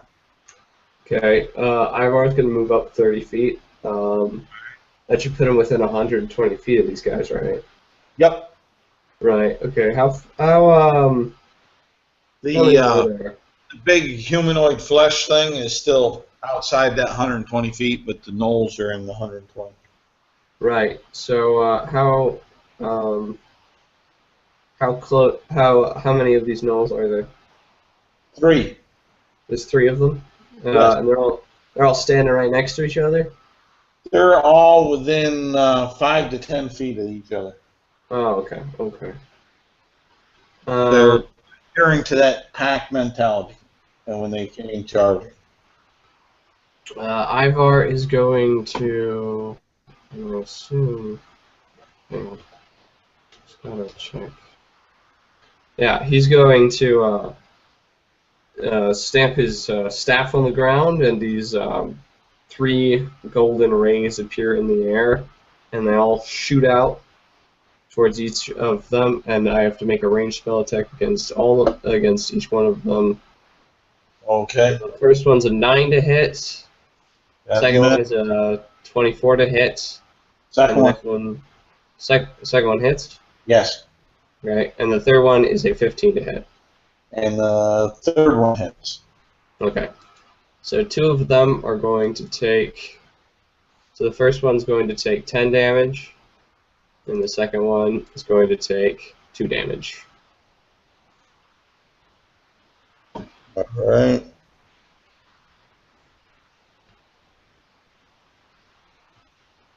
Okay, and that goes from there to Migash, and he's up there. He's still screaming. You almost feel that you can see his skin just vibrating. And he takes his move and gets up there and takes a swing and misses. And that puts Jerome up. Okay. These guys are still 80 feet away. They were 150 feet. They're 90 feet away. They were 50. They were 50 yards when they stopped and started shooting. You made that move. Yep. So that moved me up. That means they were 150 feet away, and I moved up 60 feet. So now they're 90 feet away. So I'm gonna move another. I'll just move another 60 feet and stop. All right. That's all I can do. Ivar? It's my turn again? Yep. Okay. He's going to move up another 30 feet. All right. Should put him within 90 feet. Yep. And these guys are all still standing? Yep. They're basically firing... yeah, go ahead. I made a mistake on order, but that's all right. Go ahead and do your action, and I'll do theirs. Yeah, he's going to go ahead and cast Mage Armor on himself. Okay. Yeah.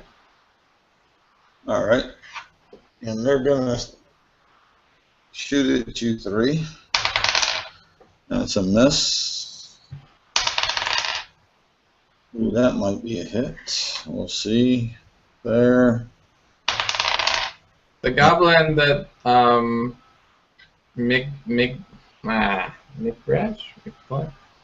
that guy swung at should have disadvantage since he's in melee.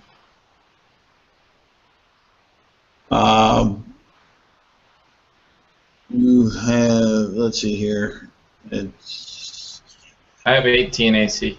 Okay. Then you get hit with an arrow. And Ivar gets hit with an arrow. Wow. What's Mage Armor?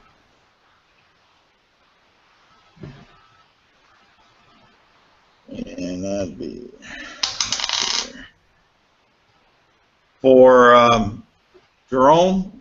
You got 8 points of damage, and Ivar, you got 6.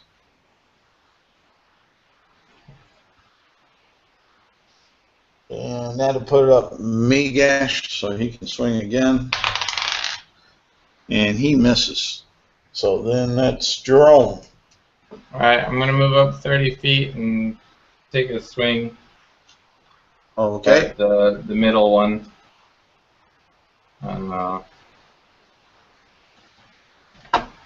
Actually, I'm going to move to... I'm going to move to the one that took the most damage. Okay, that's the middle one. Yep. Okay. Take a swing. Another. Wow. Another Dice Tree loves critical. you, except when you're trying to hide.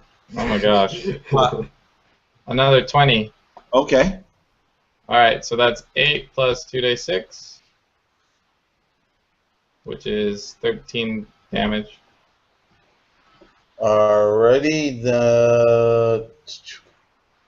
go ahead and describe how he falls out. Alright. Jerome's ex comes around and gives the Null a nasty haircut. The haircut is a little too close, some barbers would argue, and it included not only the hair, but the skull and some brains as well. Alright.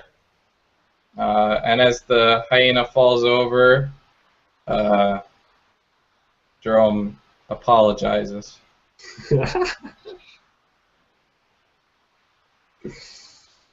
Alright. He's really sorry, he just wanted the ponytail going.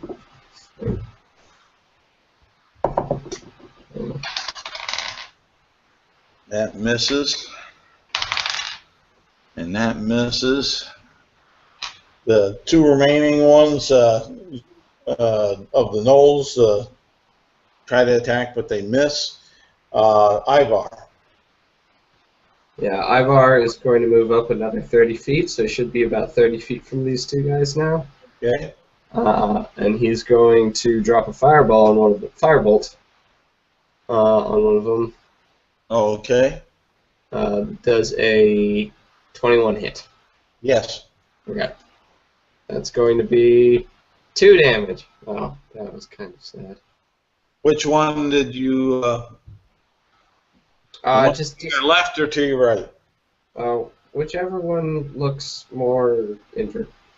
All right, it'll be to the right then. All right.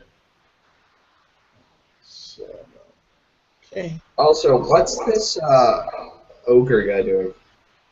Right now, he's just standing there like he's trying to protect and see what the outcome's going to be and protect the box that he has, that he's carrying. Okay, my turn? Let's see here. That was Ivar, right? Yep.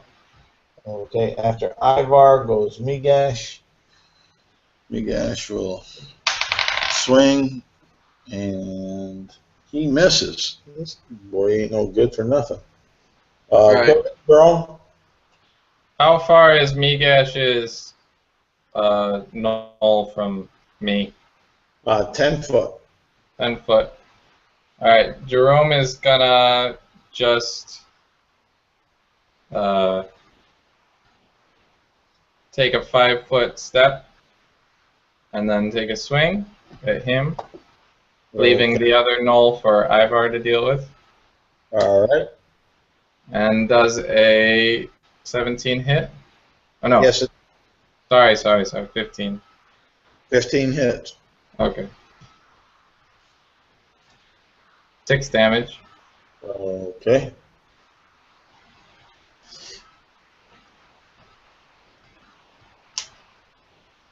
And then from there goes to the monsters. They're going to swing. Let's see. That should miss you, I believe.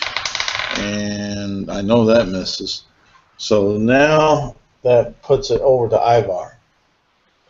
Okay. Ivar's going to send out another magic missile. Okay. He's going to hit the one that he hit previously, the one on the right with 2 of them, and the one that Jerome's engaging with 1 of them. Oh, okay. So the first guy takes 8 damage, and the next guy takes 2 damage.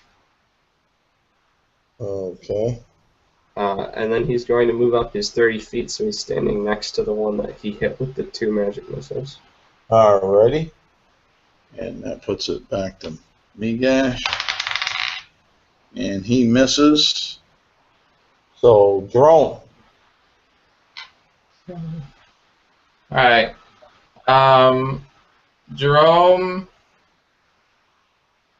is going to just cast Bless on all 3 of us. So we do plus 1d4 to all attack rolls and saving throws. Basically. Okay.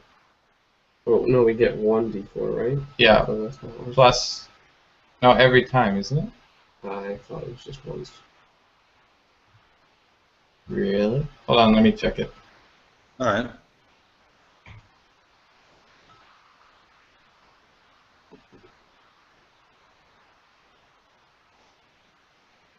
Whenever. Oh, okay. Yep. Ah, that spell's much more powerful than I thought it was. Well, it would be pretty weak if it was just once. It was only 1d4. Alright, so that's it. That's an action. And that's the monsters. Should have liked that. I should have. And I believe that will hit.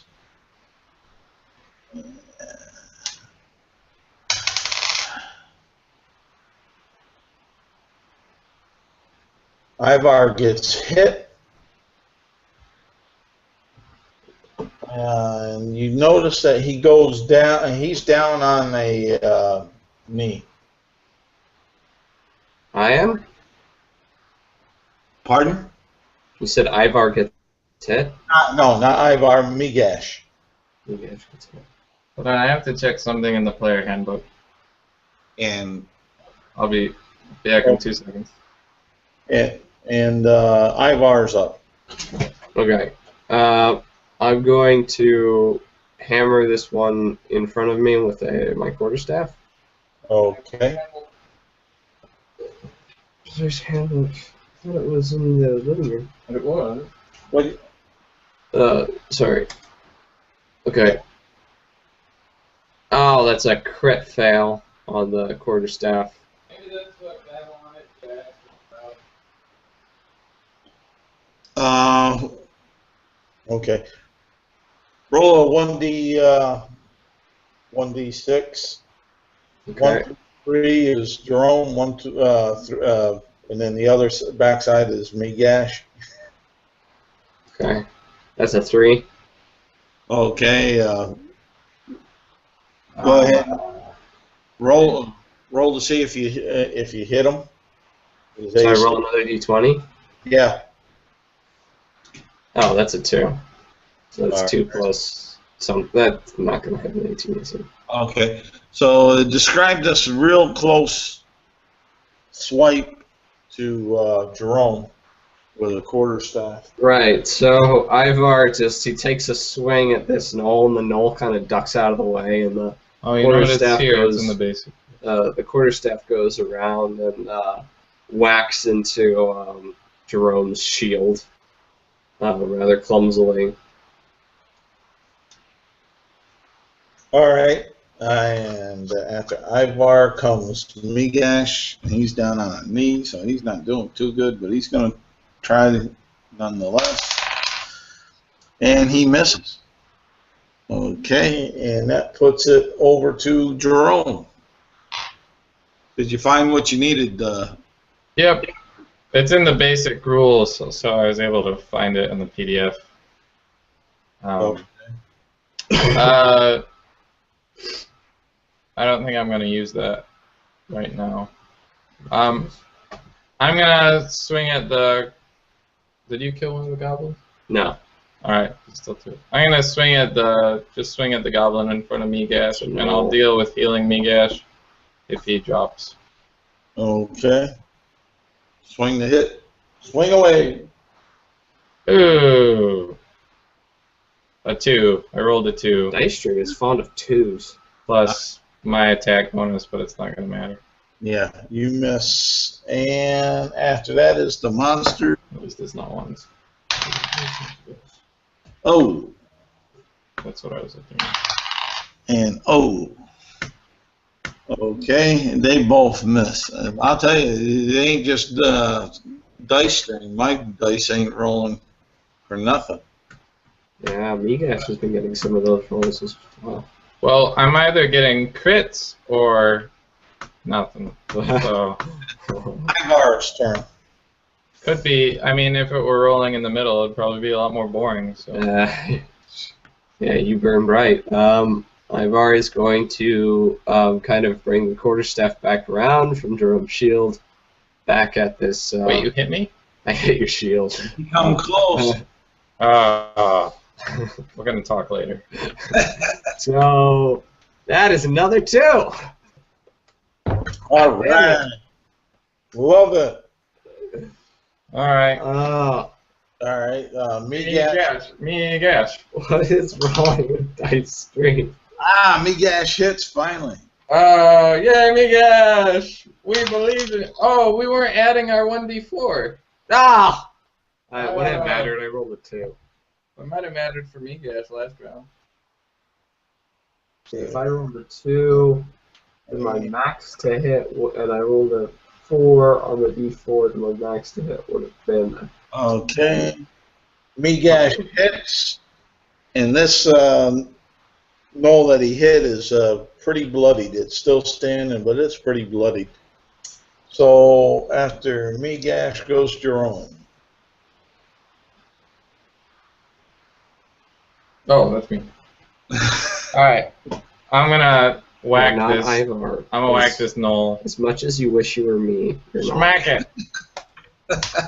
17 plus 4, 21. Plus. Oh no, that's no. Plus 2.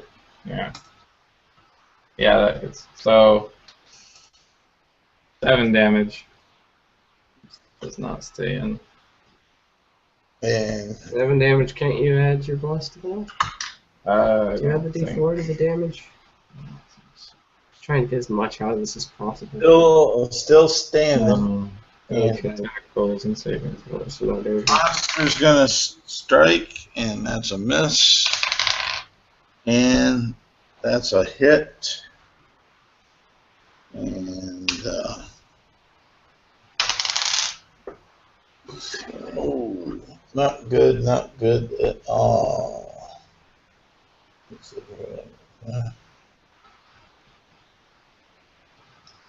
And Migash goes down, and Ivar.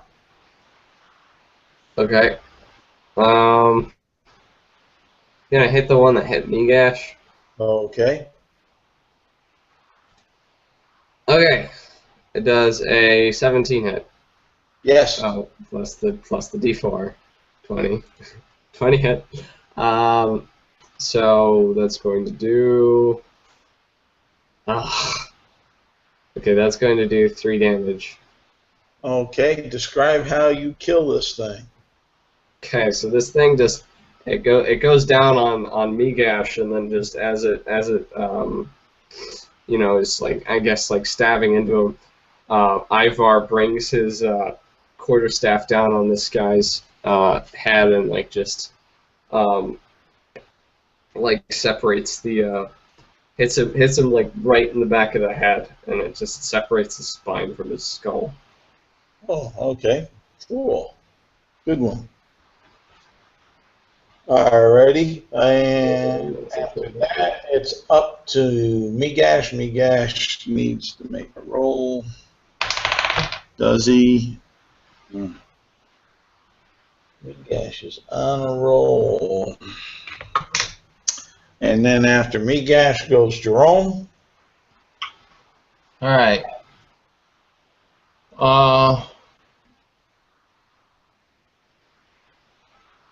So,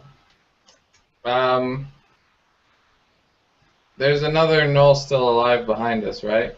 Not behind you, right in front of you. Right in front of us. Okay. Well, I learned in first aid class that you take away the danger before you deal with the injured. So, we're going to hit that guy. Alright. What's the D4? 8 plus 4 is 12 plus 13, does a 13 hit? No. Oh man. Right. Alright, after you goes the monster. And that will miss you. And then Ivar. Okay, Ivar's going to swing. 14 hit. No, it doesn't. Damn. Okay. My turn again?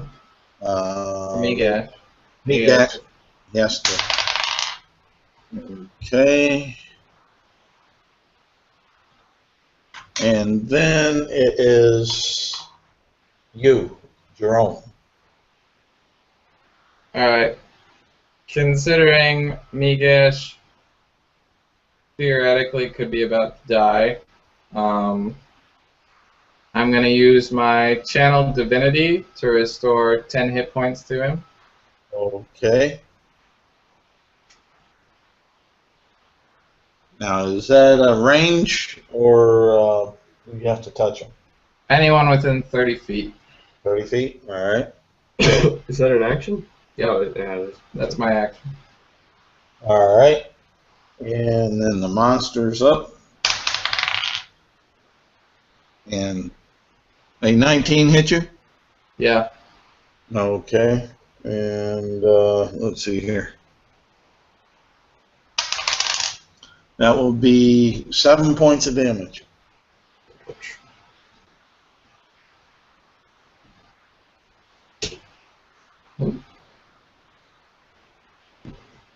monster comes Ivar. Ivar is gonna wind up and hit this guy again. Okay, 11 plus 4, 15. That a hit. Okay, we know the number now. Right, she's about to die. So that's going to be 7 damage. 7 damage. All right. He's looking weak in the knee. All right, Migash. Let's see here. Come on, Migash. Oh, Come on. smacks. Critical fail. Oh. All right, drone.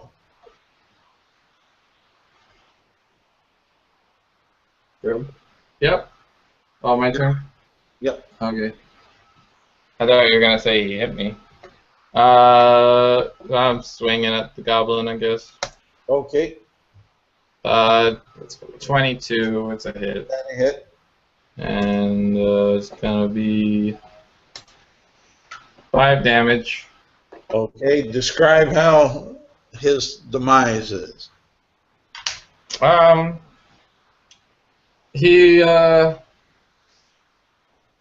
Jerome kind of catches him with a weird uppercut, actually, and the haft of the axe kind of lifts him up in the air, and then on the way up, it slips and embeds itself in his neck, and then he falls to the ground. Okay. That will bring us to the monster, and he is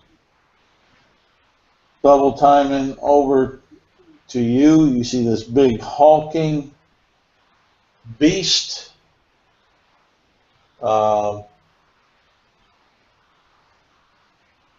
Taking 30 feet, and then all of a sudden you see that he pulls off his back a javelin and throws it at you for killing his buddy.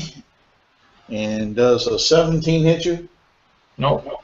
All right, it hits your shield and just slides on off. Just grazes the shield a little bit, puts a little bit of a scratch onto it, and sinks heavily into the ground.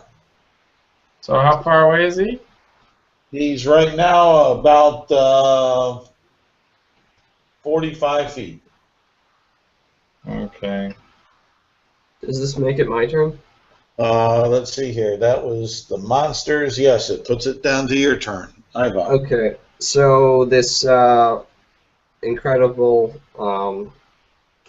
heat seems to radiate from Ivar as his eyes go kind of dark, and he raises a scaly hand up and puts his fingers together, and he snaps, and a spark appears, and a flaming sphere appears in front. 5-foot flaming sphere appears in front of this ogre and like rams into him. He has to make a DC 13, I believe it's a dexterity saving throw. Okay. Add your you add your. Oh, never mind. No, it doesn't.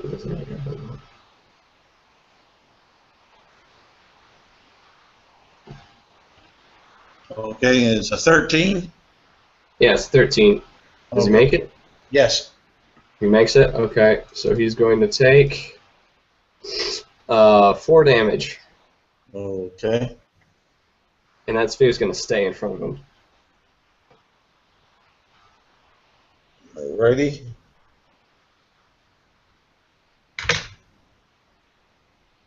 Okay. And after that will be Jerome. Alright. Jerome is gonna rip out a sling and drop a oil flask into it. Okay. And then he's gonna step 15 feet towards the troll and chuck it. All right, roll the hit. So 21. All right, that a hit. And then he'll take an additional 5 damage from the fire, from Sam's fire, because the oil hits him and then ignites from the fire at his feet. And then he'll continue to take another 5 damage from the fire every round. Okay. It's a pretty lethal combo.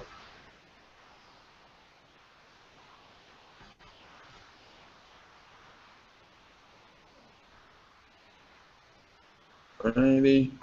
And after that comes the monster.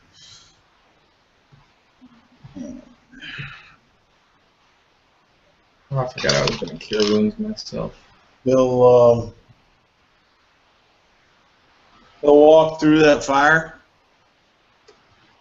I believe the rules for it is if he ends his turn within 5 feet of it. So If he ends his turn within 5 feet of it, what? then he has to make the save. Okay. And So I don't know what walking through it would do to him if he has to, like, doesn't specify. It does say that if I ram it into him, he has to make the save, though. okay. Well, count the same way then. He's Okay. not very intelligent. He's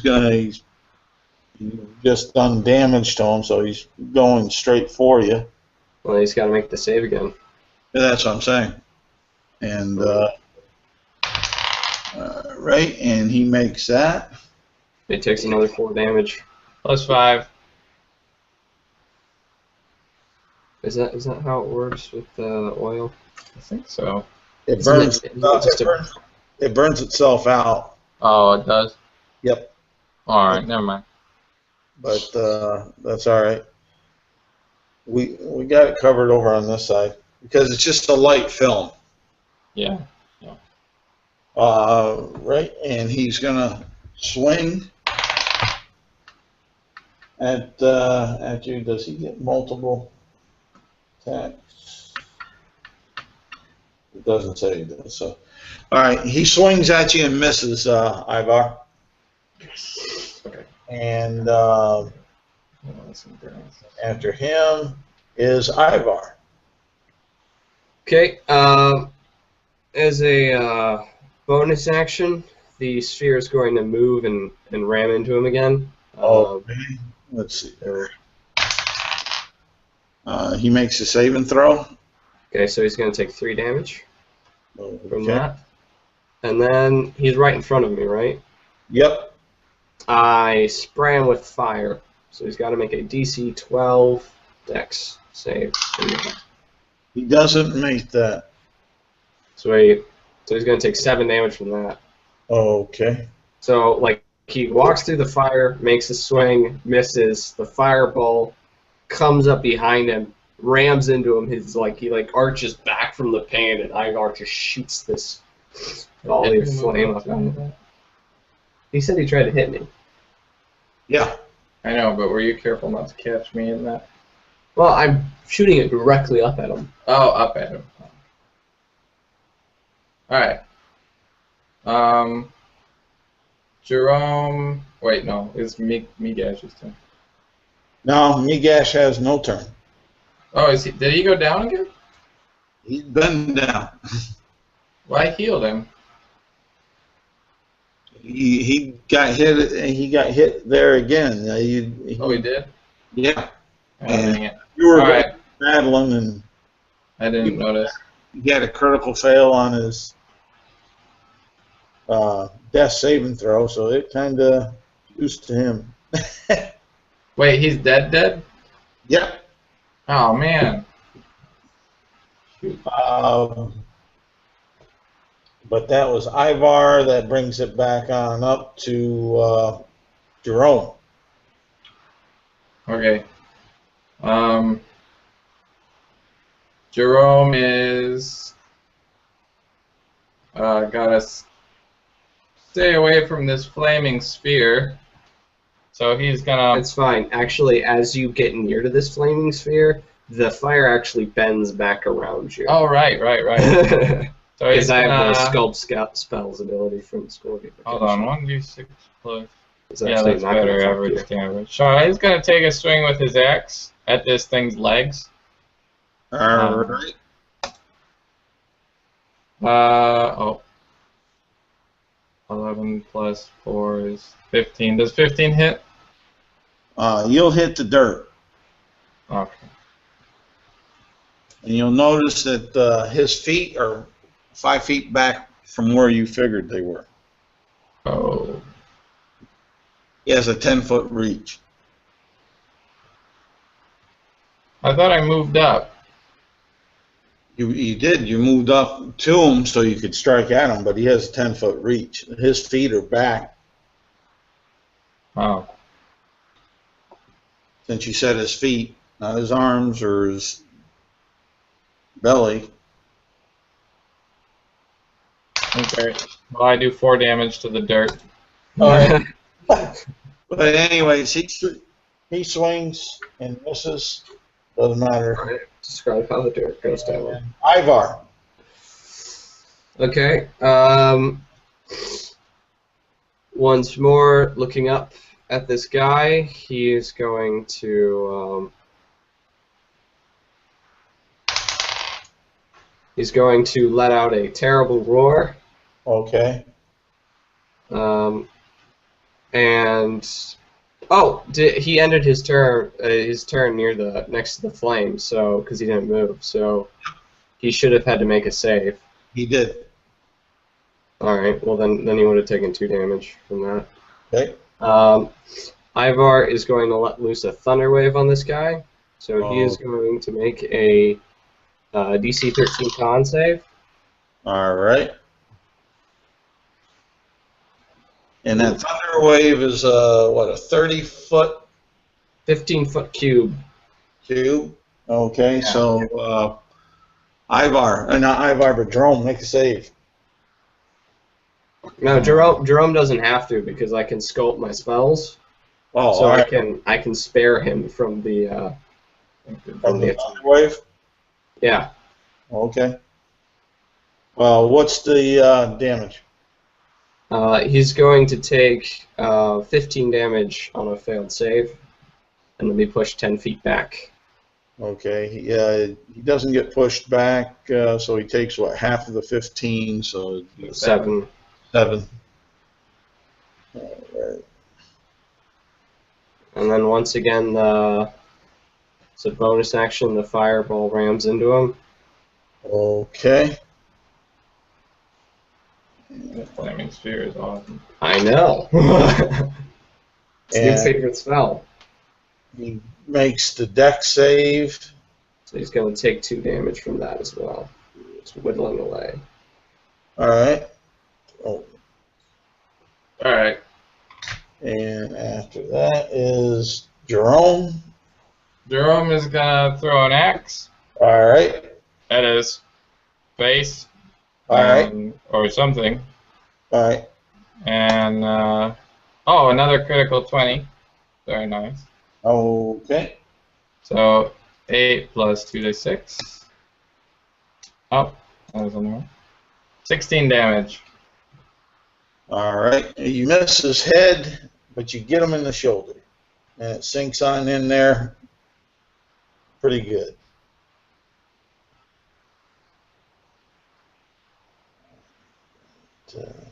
Yeah. Okay. And he's gonna swing at you, and 17 doesn't hit you, right? Nope. Okay. Ivar. All right. Okay. Ivar's going to launch a firebolt with this guy. All right. So does I'm guessing, wait, does a 15 hit him? A 15 will hit him. 15 will hit him. Okay, so he takes 3 fire damage from that, and then the sphere once more Oh, All right. What's the full damage? He didn't make 11. 11. Yeah.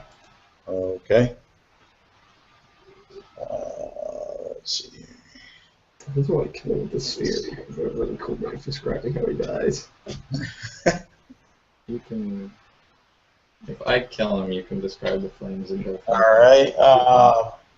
After Ivar goes Jerome.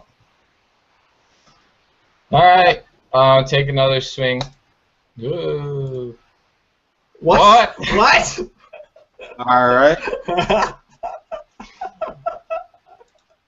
really glad I picked half orc. 8 plus 13. 5, 13. All right. Describe his fall. Alright, the axe embeds itself in him, and then. Right, as the axe embeds itself in him, and he goes, "Ugh!" And he falls over, and he lands into the fire, and it just expands rapidly, and then just like it just totally engulfing his whole body, and then it just and then it just retracts, and you see the flames just pouring into his body and his eyes, just burning his insides. Okay. So what are you doing? I'm gonna grab that bag, but I'm gonna be really careful not to touch. Or he was carrying an orb. A box. A box. Grab the box. All right. What's your strength? 15. Okay. You're having a hard time picking that up. All right. Ivar also has a strength of 15. Oh, okay. He's going to help him. No, he's got a strength of 14, sorry. All right.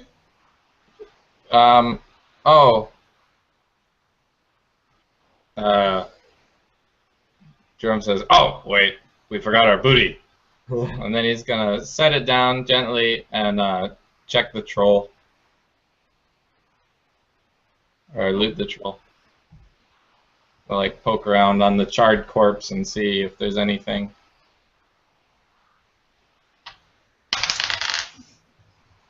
You'll find 15 polished stones of purple and 6 human teeth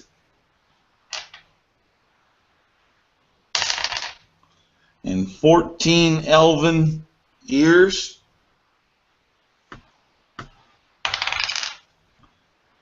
And 8 silver pieces. Okay, can I make a knowledge check on the stones?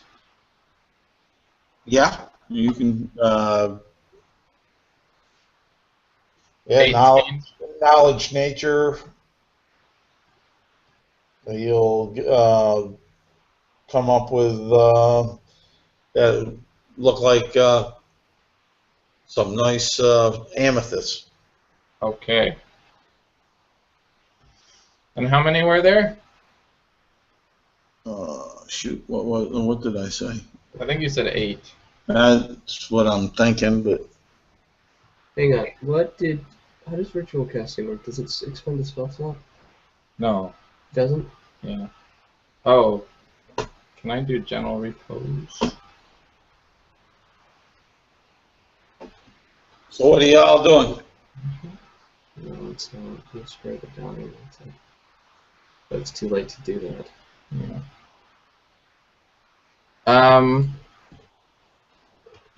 So I'm gonna give 5 of them.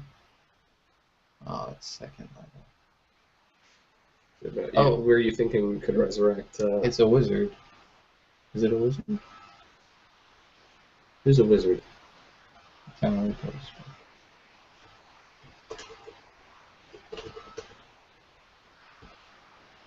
You can do it. Yeah, but I don't know the spell. Oh, that's right. Okay. Never mind. We can't do anything about that. But we're gonna. Do we have a way to contact the guy to have us teleport back? Not really. Examining this box, I'd like to cast Detect Magic as a ritual on it. Okay. Alright, so what do I, see? Nothing. I open the box. It seems to be bound. Oh, okay. What's binding it? You have the gold bands that are wrapped around it, and outside of that, you don't see anything that you can tell right off that would be binding it.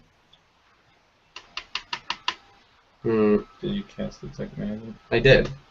I don't see anything, but that might just be because the Orb of Chaos isn't normal magic. Can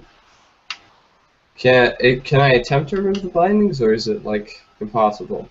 While he's examining this, Jerome is carrying the body of Miklos over, and then he's gonna cast Cure Wounds on himself. Doing what with Migash? Carrying him over to the Orb of Chaos. Okay. And healing himself for 7 damage. All right.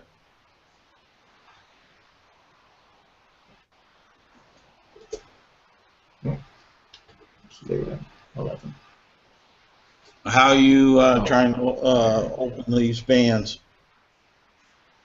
Can I make an intelligence check on what the best way to do that is?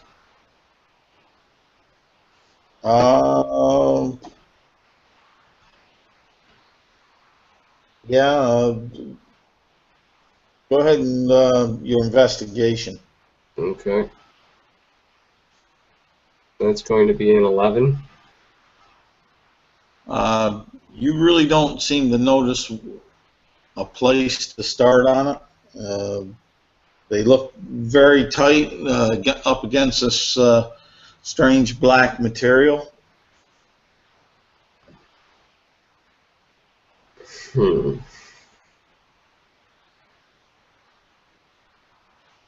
What is this box made out of? Is it made of metal? No, it seems to be kind of like a stone of a sort. I put my ear up to it. Do I hear anything coming from it? Any indication? Roll of like shake it or something.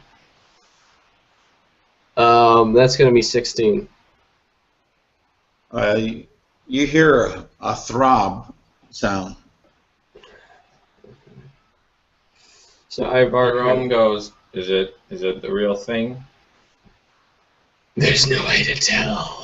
I don't know how to get this open. And frankly, I don't want to risk it. Well, how do we get it back? I don't know. We can bury our comrade and carry it. Okay. Actually, we could cremate him. We still have oil. Okay. Jerome is gonna drag or carry Miklos to a stone. Okay. Oh, they can teleport him back, can't they? I don't know.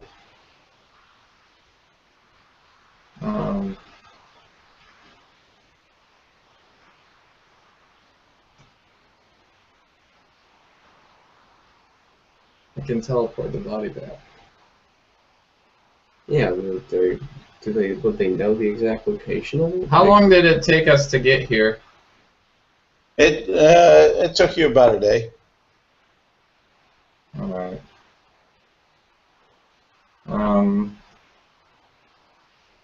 Okay, we're gonna cremate the body, so I lay him down on a stone, pour oil over his body, and then Ivor will yeah, he puts a firebolt. All right. And then I'm gonna do my best to. I'm gonna empty the. I'm gonna take my water skin. Oh no, I don't want to pour out my water. Do I have any container? All right. What's an explosion? Roll. Both. Do you have roll, an explosion back? both of you. Roll a d20. Alright. First one's for me, second one's for you. 15 and 19. You hear it sounds like rocks moving up above you, above the cave entrance area. Okay. Ivar quickly grabs the box and he says, "Let's move." Okay.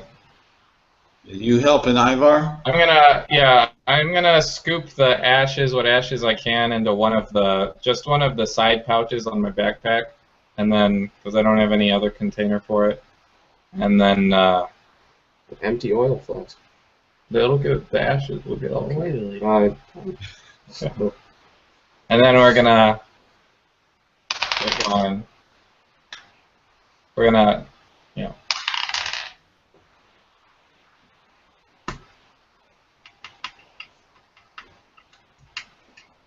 All right, so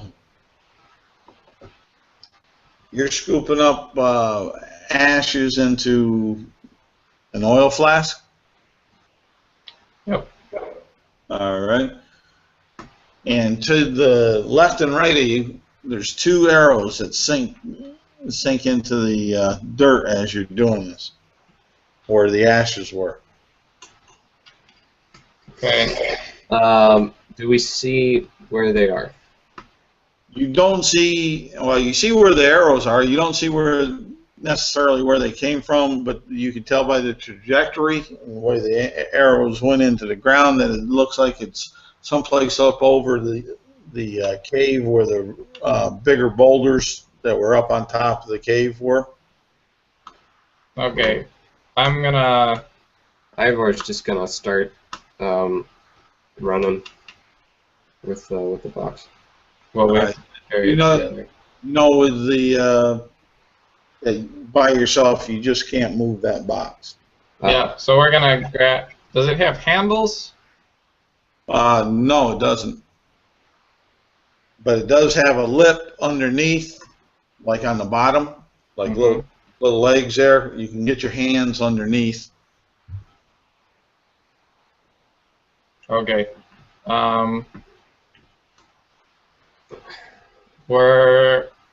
And how far are we from the mountain, from the cave?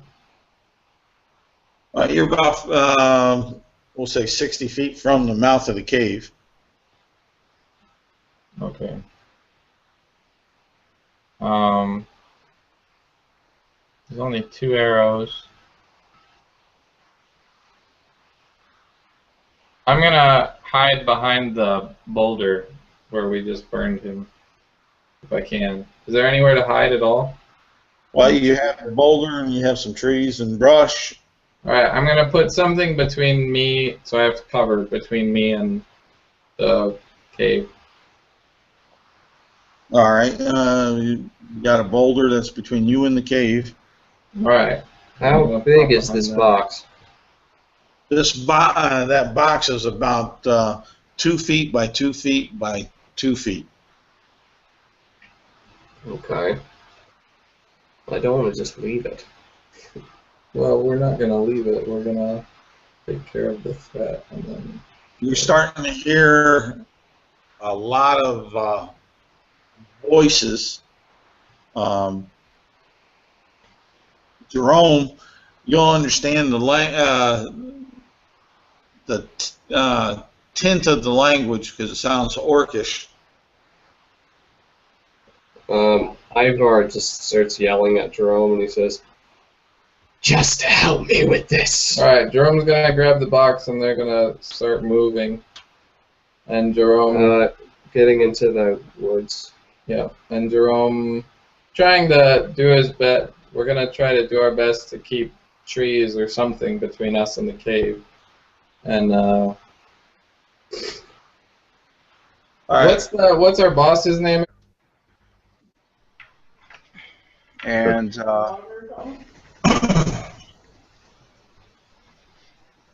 let's go.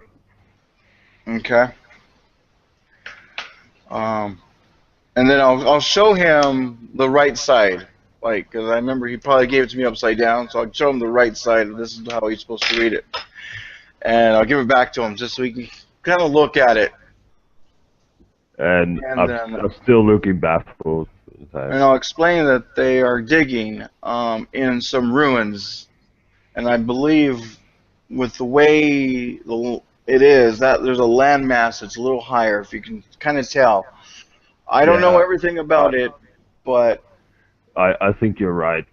There was a swamp near my parents' land, and the trees you're looking at, yeah, they don't grow in the water.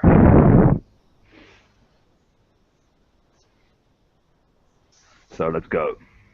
Excellent. And he's basically by him agreeing, he's backing me up. So my decision or the thought of this is correct.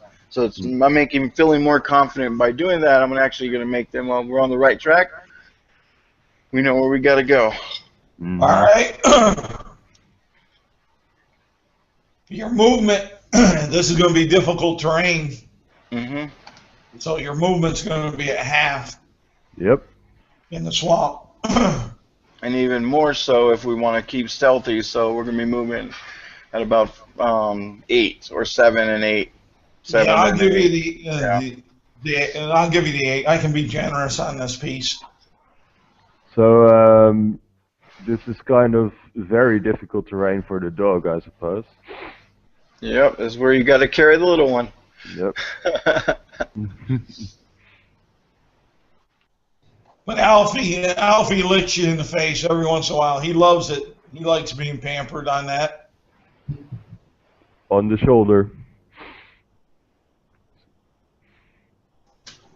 All right. You'll actually, let me see. You guys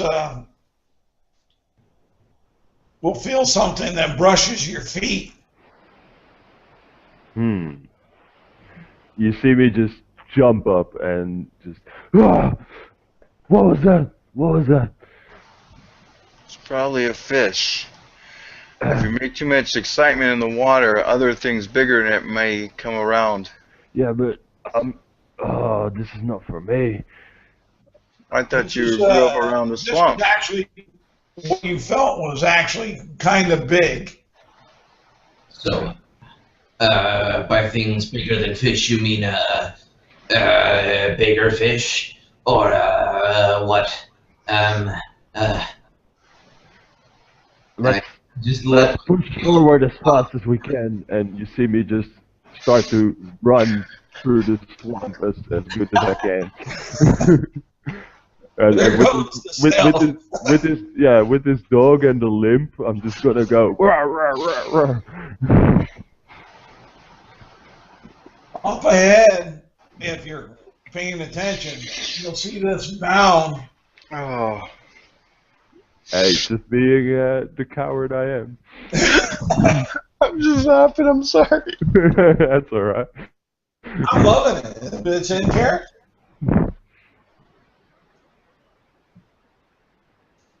So what are y'all doing?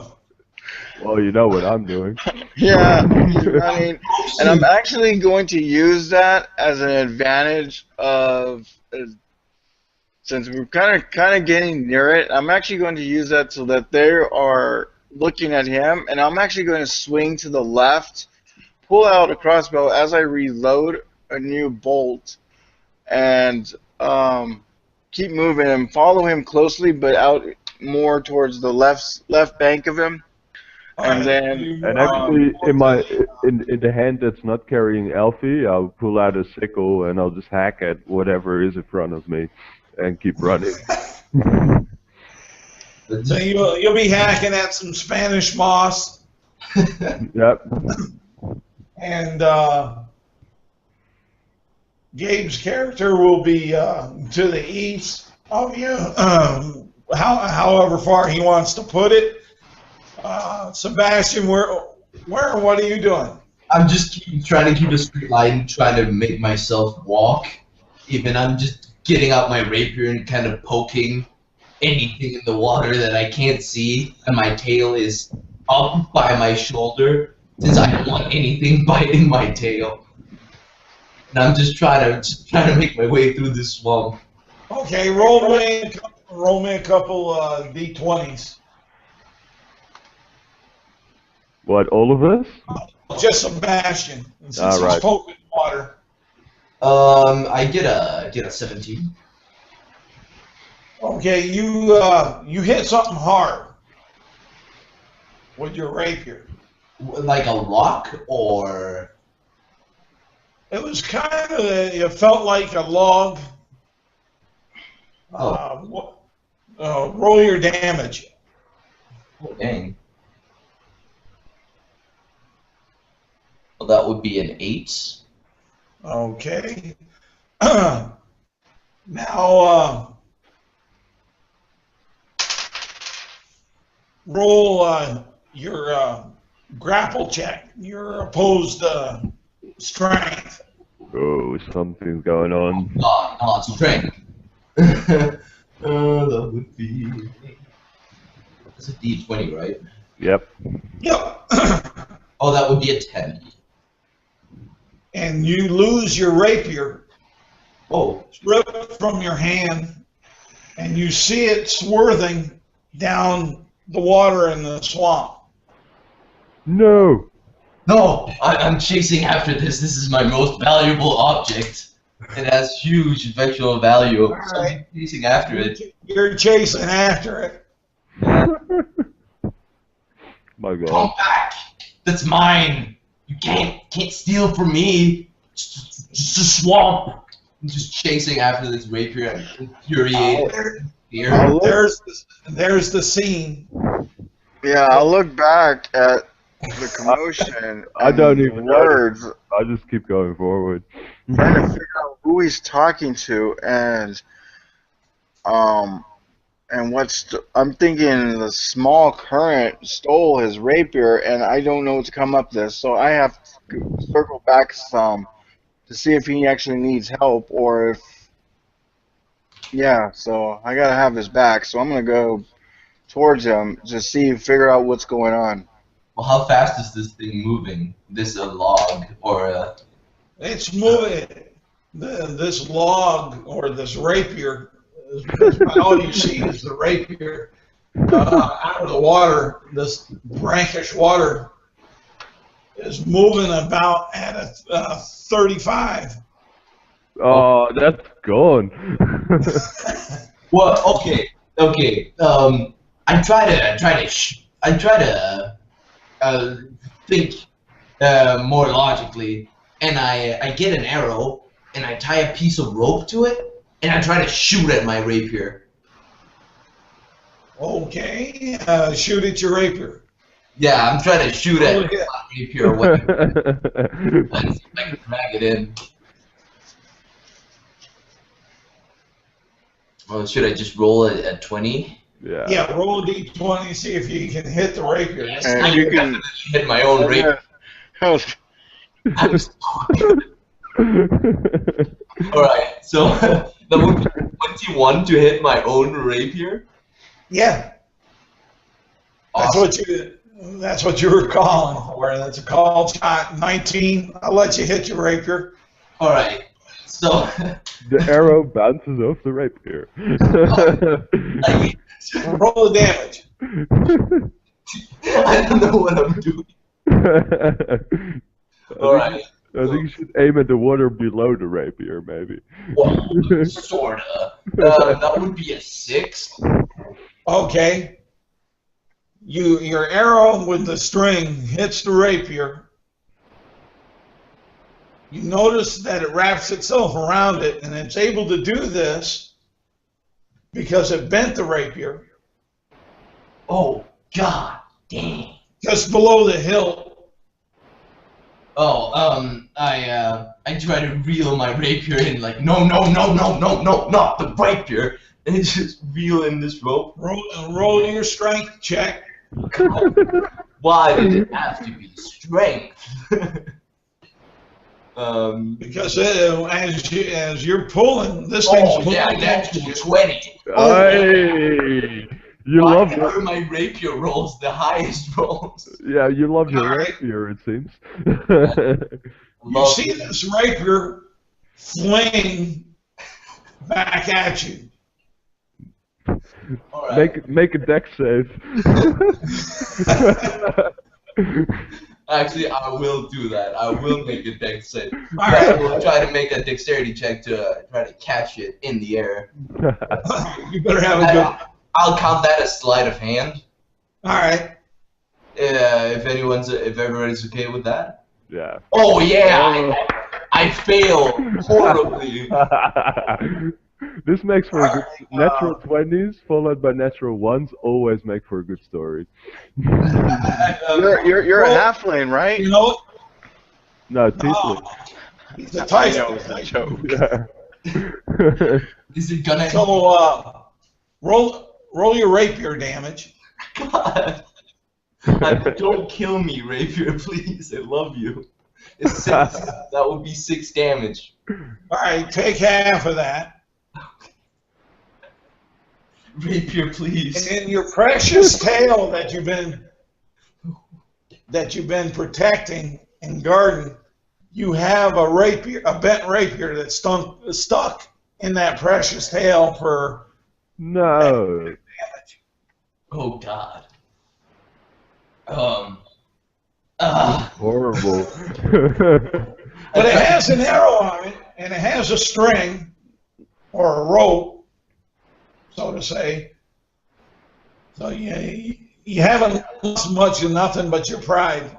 Charles, you're really picking on the new ones today, aren't you? And the prize that you got, or stealth. Wait, what? Any surprise or stealth that you may have had? Yeah. Y'all kind of lost it. Yeah, we figured. I try to not look as hurt as I am. My tail is hurting a lot, and I'm just try to get this rope off the arrow and get the arrow into my quiver, and then I just hold my own tail. I'm trying to face the fact that I'm gonna have to pull my rapier out of my own tail. Just deep breaths. Okay. Oh, and I grab it and I just rip it out and I scream. It hurts so bad. And you're surrounded I'll try to by 13 lizardmen. No. And I'm still up ahead. That's right. Okay. Rapier, please. The suspense is killing me, but I'm gonna go for a toilet break. Alright, go ahead. We'll hold. What are you doing, Gabe? Yeah, so... I know you were trying to help, but this is going on in between. Yeah. Yep. You see this happen. Yeah, so I'm seeing this, and now he's being surrounded by lizardmen coming up. How many lizardmen did you say? 13. Oh, dang. Okay. Oh, how bent is this rapier? Like, was it the hilt that was bent or the blade itself? It was below the hilt, 6 inches below the hilt. Alright. Okay, so I will try to make my way up as much as I can. Because first of all, I gotta figure out how far he is, and then where the lizardmen were. All right. This rather energetic and loud tiefling is probably about 45 feet up in front of you when you notice the lizardmen pop up out of the water and surround him. Okay. Then what I'm going to do is I'm actually going to pipe up, and I'm actually going to growl in a draconic, and I'm actually going to say, "Fools, what are you doing? You guys are supposed to be digging, not walking around looking for a stupid tiefling. I have him under my control. I will deal with him. You get back to digging now." And I'll make my voice more guttural and more like stern when I do that final. Roll your intimidate. Oh yeah, I was hoping you'd say that. Now I just gotta hope I roll good. You better roll good. Wow, 16, nice. So let me take a look at. I know it's pretty high. They shake it. Yeah, intimidation. Yep, that's a +5. So that will be a 21. And they seem to shake. They're listening to you, but they seem to shake it. All right, and well, and I'll actually pull out my rapier and I'll point in the direction where the trees that we were headed to originally, and I'll say dig. And then I'll say, because I know the mother, something about. They'll turn to you and they'll say, "You follow us to Lilith." And I was like, "Who do you think gave me my orders?" Yeah, we don't care. They'll say, and this is all going in Draconic. Okay, so I'm gonna follow them. We'll let Lilith decipher this. That's the one they want me to follow them? Follow them too. Okay. I will. With Sebastian, or not, his character, kind of surrounded and in tow. Okay. So what's the marching order? That's what I want to know the most. They're gonna have Sebastian's character in front of them with these a combination of clubs and scimitars in their hand, and they're going to have you in front. They're not going to have you. You're going to be in front of them. They don't totally trust you, but they don't know what to make of you. And I'll look at them and say, "I thought you said follow. Why am I leading?" Because you're going to follow our orders. The one's going to say. You are not in charge. He's going to turn to you and say, "You are a little weakling." Okay.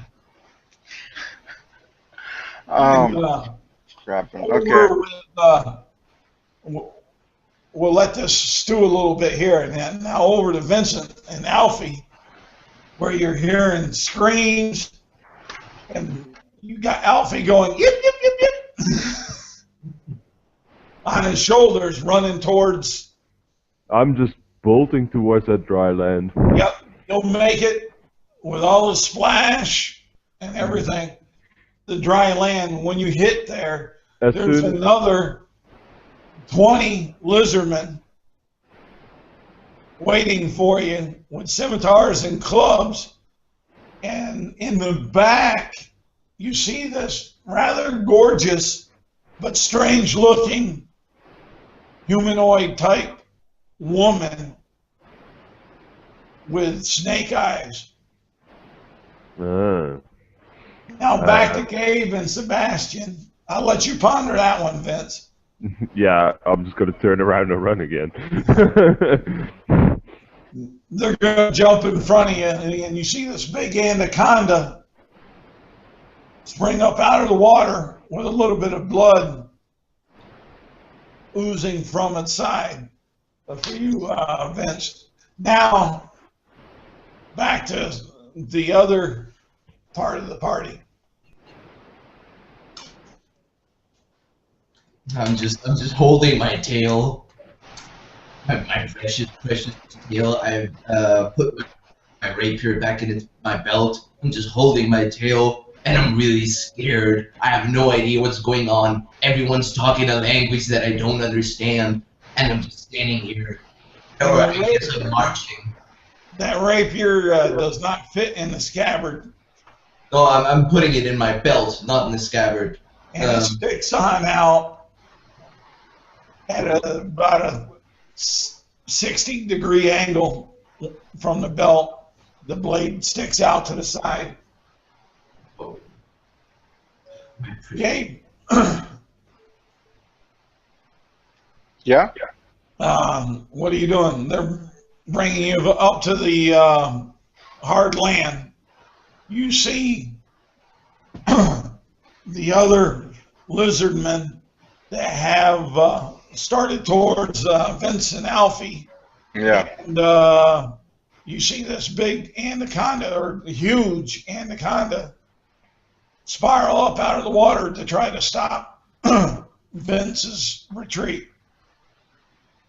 And which languages do you speak, Gabe, or understand? Common, Draconic, and Thieves' Cant. Okay. There's a strange language that this female humanoid spoke. Let's see here. I believe it's strange to you.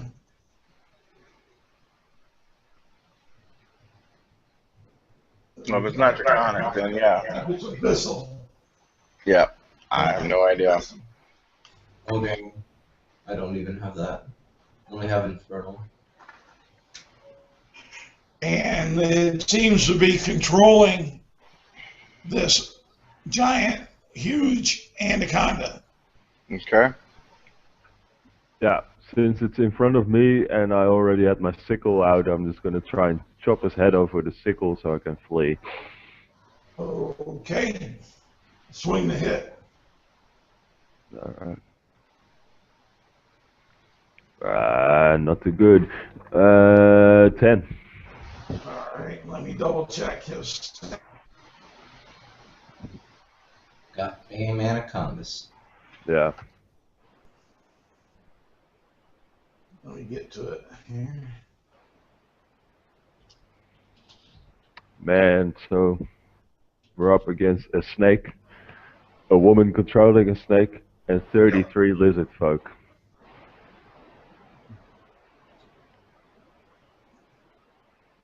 And I'm not the one attacking.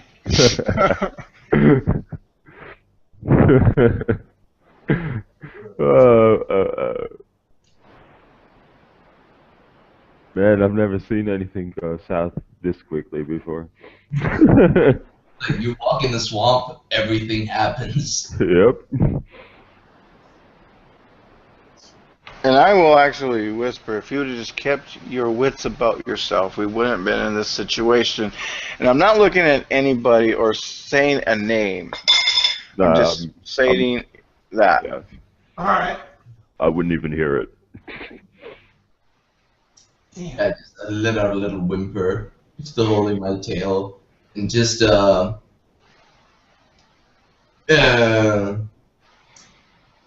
motion to him. Just look him in the eyes with the look, with the best puppy dog look a half demon could try to make, and just mouth.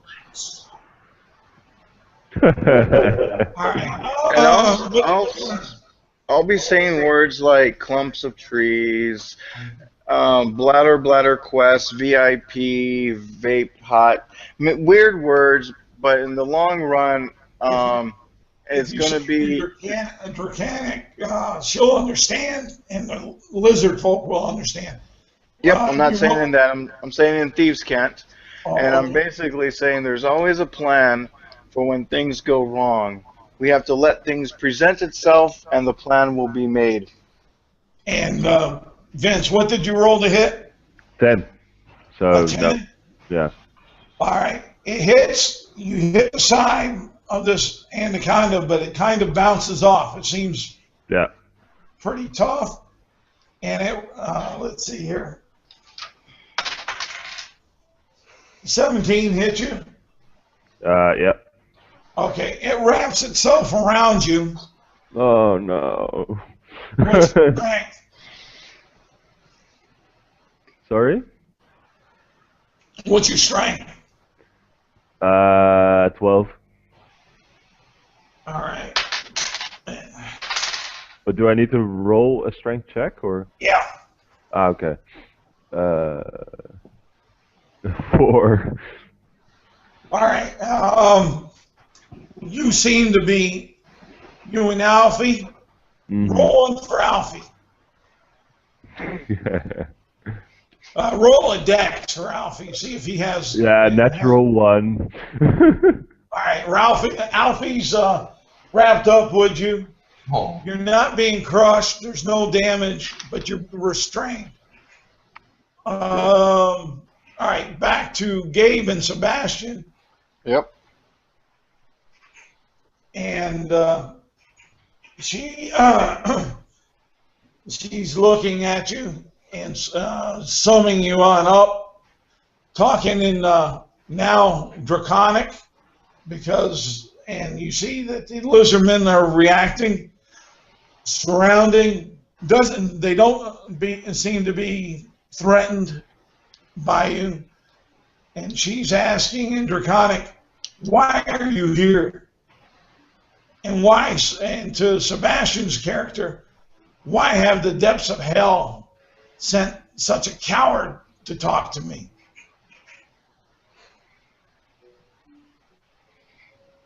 He does not understand your words, and I'll say this in Draconic. Okay. And I don't remember her name. Freaking. Lilith. No, not Lilith. The other one, the Dark Queen. Dark Queen. She's always been referred to in the adventure just as the Dark Queen. Yeah, but it was something. It was in the letter that I was read. It did say the Dark Queen, right? Yeah. Okay.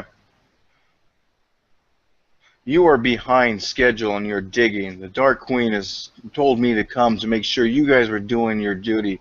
And then you have these little ones get in the way and not be digging?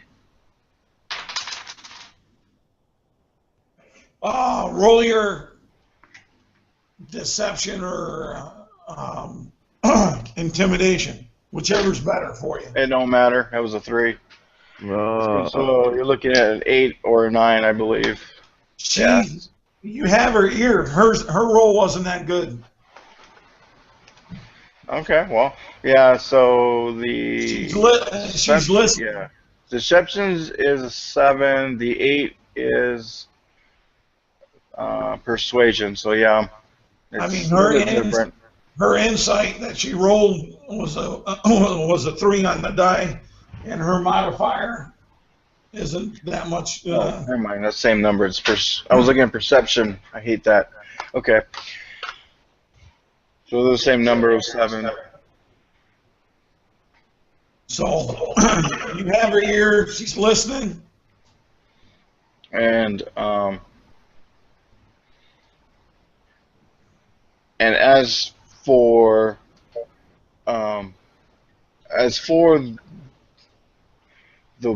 the one you say came from hell, he's actually assisting me.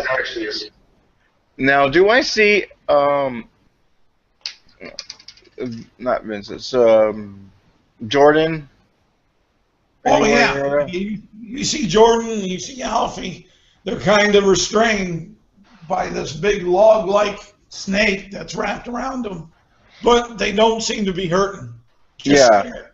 And say that one right there was the one to introduce me, but for some reason you decided that you would want to capture us.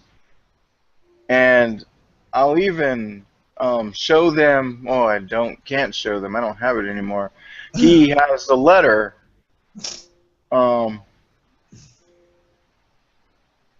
Now, did that letter have a signet or a stamp on the outside? Do I remember? Yes, it did. All right. It was Lilith's signet and signature. Okay. So when it went to match anything that the Dark Queen. The Dark Queen. You do have the parchment from the last adventure from the Dark Queen that was giving orders to the orcs and ogres and her lieutenants that were carrying the shard of the orb of CAIUS. Okay, excellent. I'll use that. We should have had the orcs do this job and let you do something minuscule like take over a halfling village. I'll say something like that. Doesn't seem that you are well trusted. What say you? She says, I'm very well trusted. My brother and my sister in arms, the Dark Queen, trust me wholeheartedly.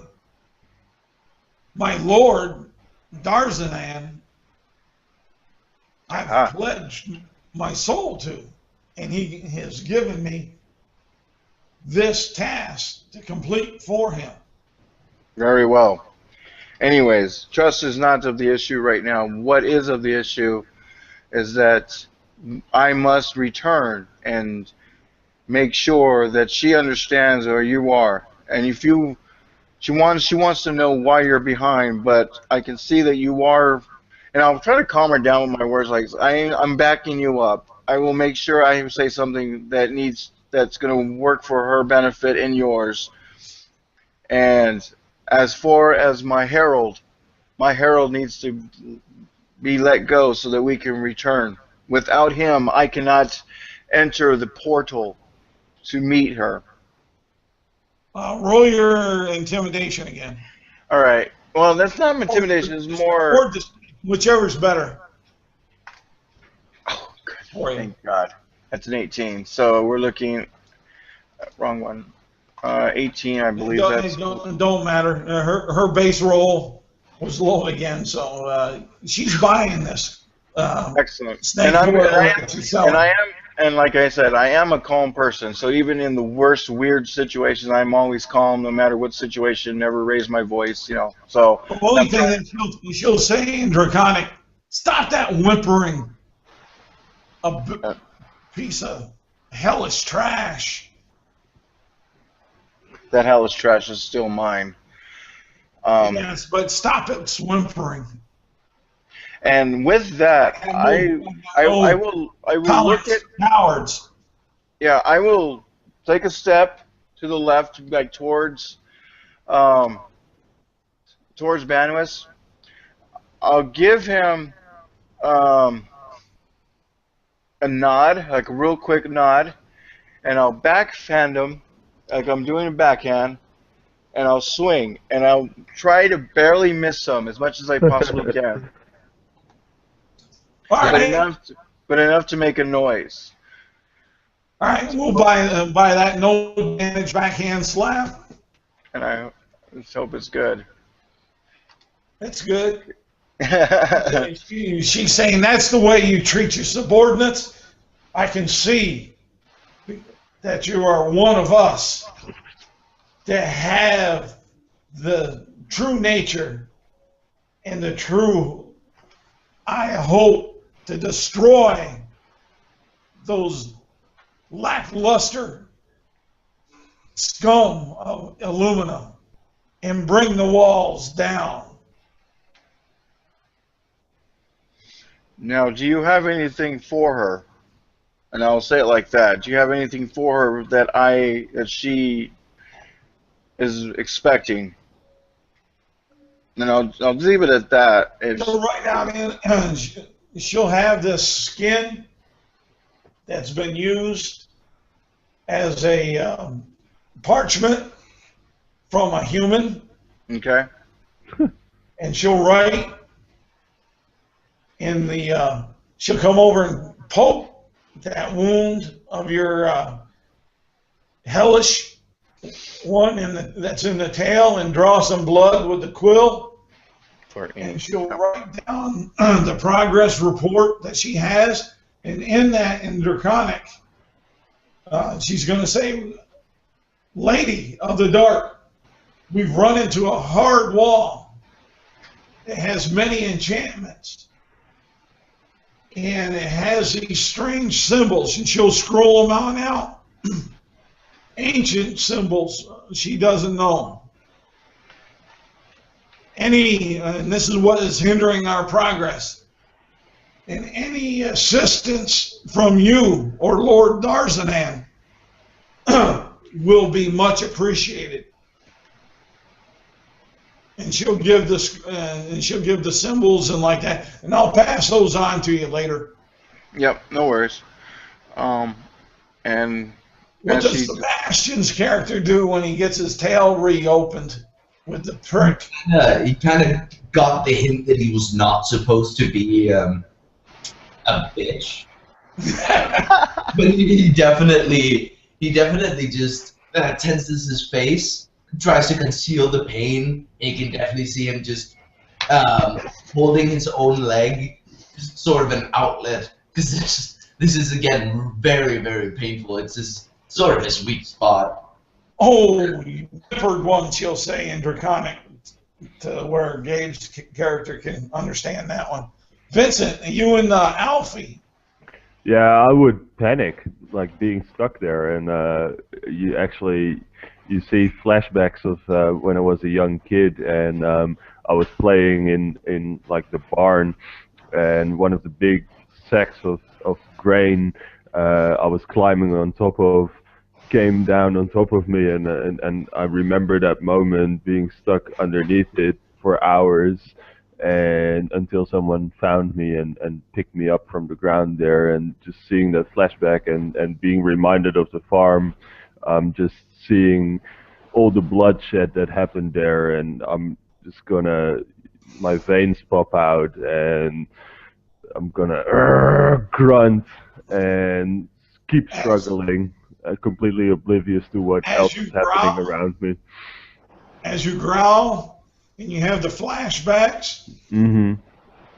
and Abyssal, she'll tell her pet to set you down, but she's going to ask you in common, what's your name? My name is Jordan.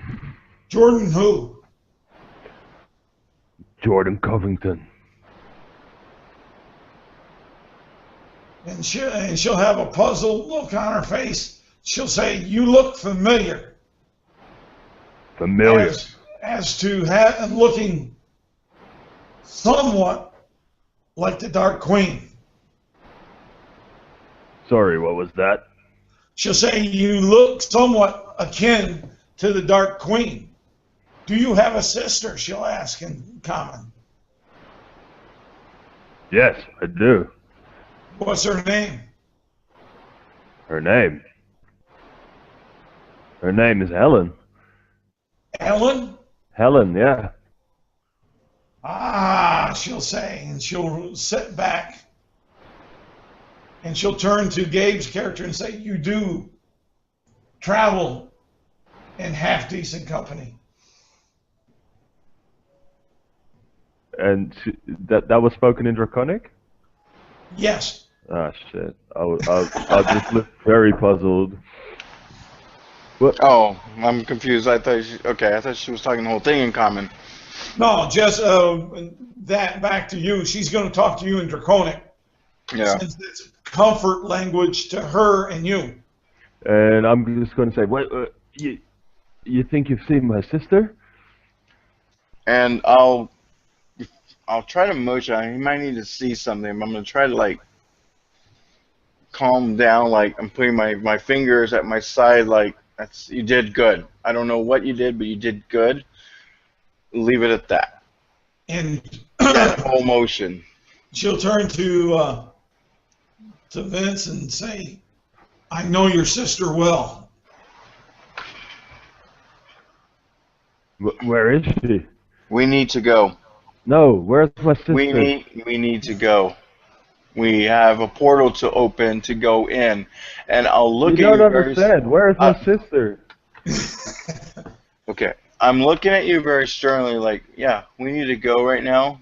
That is why you're released. What are you doing? You heard you're aware of everything that was in common. Yeah. I'm at the mention of family. I'm puzzled. I'm trying to piece this all together because there's so much information. I'm trying to pick up snippets of Draconic even though I don't know it, and it's not making sense, and then suddenly this in common. I'm just sort of keeping my hands where they can't be seen, and just looking at Gabe for confirmation. And basically, at anything he'll do, I'll definitely follow. And she'll turn. Lilith will turn to Gabe's character, who seems to be the one that she'll pick out as the leader, and say, and hand over that scroll on human flesh to him, and say, "This is what the Dark Queen needs to know." And she shall. And she'll say, "Harry forth." What did she say? Harry forth. Go forth. Yeah. To the queen. Very well. And I'll look at Jordan and I'll say, Harold, go before me, back the way we came. We will follow. I can't leave. I need to know where my sister is. Carry forth. Do not undermine me again. And I'll point towards where we came, and I'll say, travel forth. Make preparations for the portal. Now. I'll look at Lilith again and I say, how is she doing? She is doing, in common, Lilith will say she's doing fine. She's strong. She is worthy to this cause, and we of many pledge our soul to her dark heart. Long live Helen, the Dark Queen. And you'll see my eyes just in disbelief and a mix of fear, and you'll see me shrink like 5 sizes, and I will slowly turn around and start to back up, not knowing what the hell is going on. And yeah, I'll as fast as I bolted in here, that's how slow I'm gonna retreat now. You will not be waylaid. My pets and my subordinates and minions will not waylay you.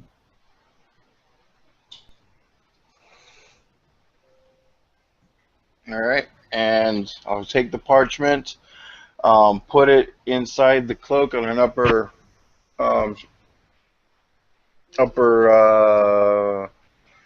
pocket on the inside, and then point to my herald and make preparations. And I'll look at the other one and I'll say, do not hinder them anymore. And I'll say this in common, and let's go.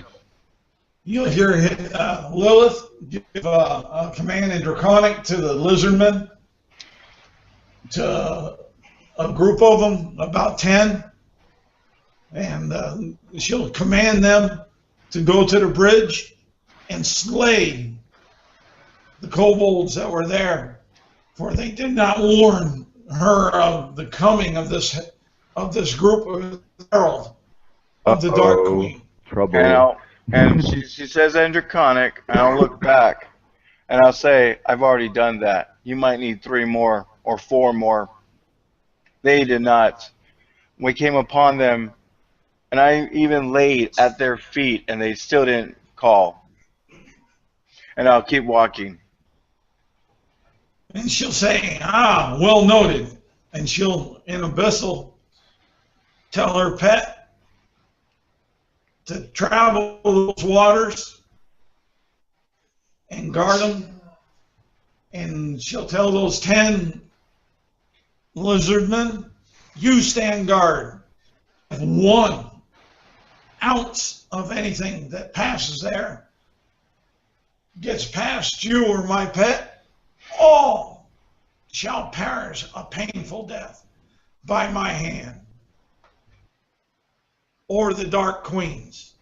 We will drink your soul and give it to Darzan.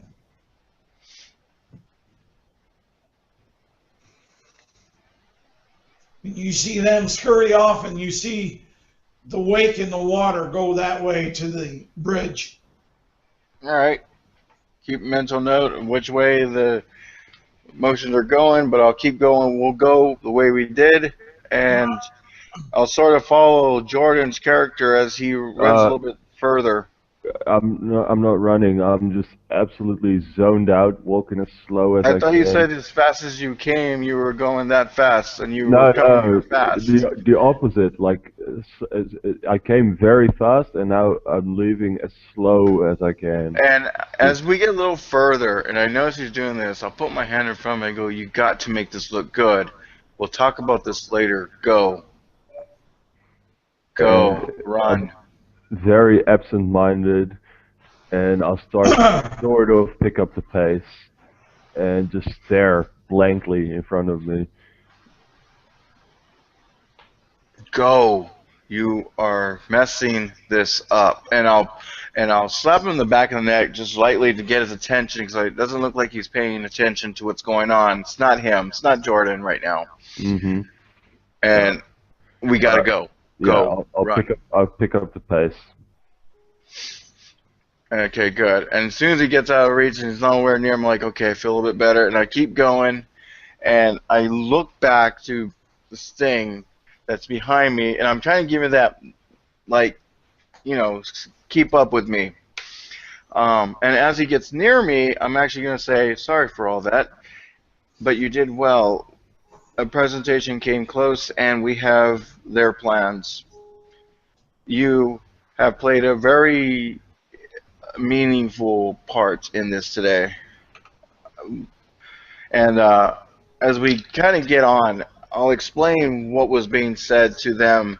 All right. And how, I don't know what you said about Helen and who this Dark Queen is, but somehow she named it Helen. If that's your sister, we have much to talk about as a group. Yes, and she recognized me as I don't know what to make of this. She said I resembled her.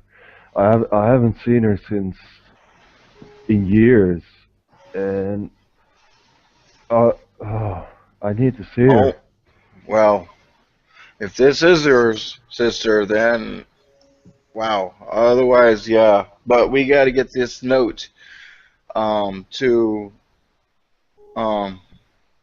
the military so that they can know exactly where to be ready and have. And I believe that place where they're digging may be a good stronghold. But first, we must defeat these, and we can't do this amongst just ourselves. But knowing where they are, and knowing their pattern of where they're going to be at this bridge, we could actually get the jump on them. And as soon as I feel like we are out of sort of range of the people we just encountered, I will take out like a bottle of wine and just hit it and hit it and hit it. It's the only way Jordan knows how to. Once you get past the bridge, because you all go to the bridge, because that's the way that you came from. You'll see the hanging tree, the bridge.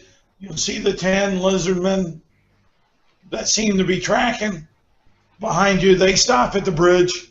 You'll head towards off the bridge on the road, I'll assume.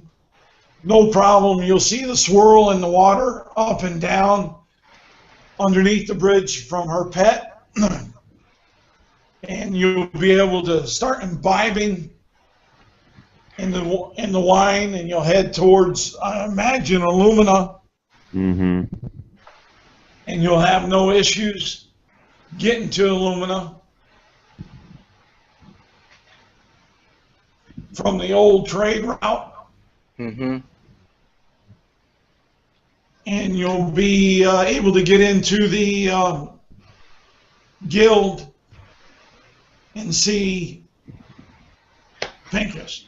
If As that's soon- what you guys are attempting to do. As soon as I get into the guild house, I will find a chair in a corner somewhere and just sit there and stare and zip the wine. And as soon as I see Pincus, I'll give him the parchment. We have much to talk about. And Pincus asked what happened to him, pointing towards Jordan. Yeah, and I said that is what needs to be talked about. There's much more. All right. And than so, we knew. Sebastian, your character, Pincus was saying, why are you holding your tail so? There was an accident, let us put it at that. And I just take my cloak to conceal my now damaged rapier. There was unfortunate damage along the road. All right, back to you. And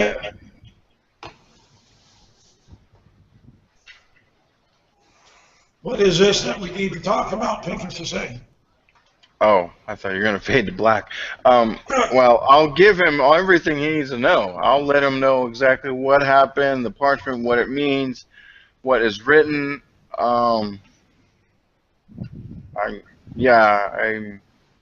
sorry, it's a little tiring for me right now. We're going to wrap this up. Yeah, basically, I'm going to give him the synopsis of basically everything that did happen, and I'll give him, we know the name of the Dark Queen now.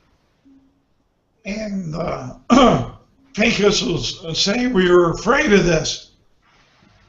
They hit upon a vault that's protected by great magics that has another part of the shard.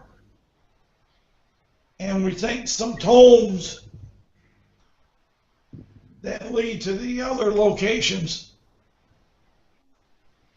And this Lilith confirms our fears on where the Dark Queen came from and who it is. Do I hear this? Yes. What do you mean confirmed who the Dark Queen is? You knew who the Dark Queen was?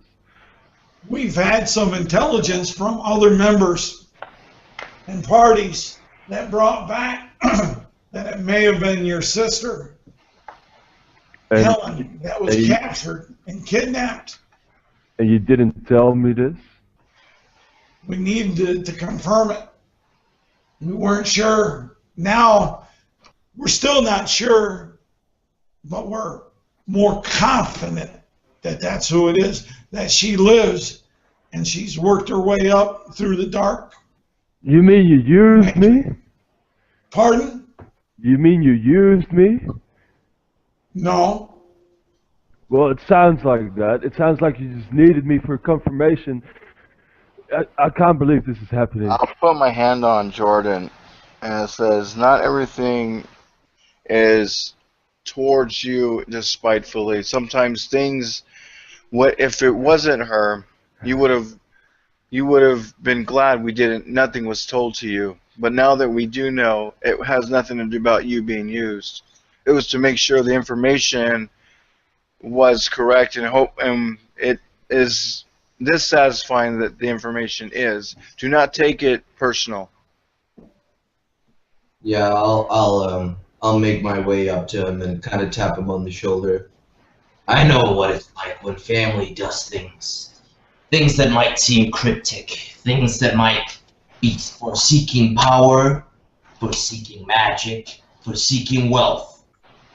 But do know that that woman, no matter what it is, might not be your sister. Family is what you make of it, friend. Family is always what you make of it. She's the only one I have. Pincus will say that we don't hold this against you. We understand she's done what she has to survive once she was kidnapped. whatever blood or evil that she does, If it is her, promise if it me. is her, we don't know 100%. If it is her, promise me one thing. Promise me I will get to be there when the time is right, and you guys have to face her. If that time comes, promise me I'll get to be there, and promise me I will be there to talk to her before anything happens to her. Pincus will give the guild's promise that you'll be there and that you'll have an opportunity to sway her to the light and back away from the dark. We Good. know that she's had to do what most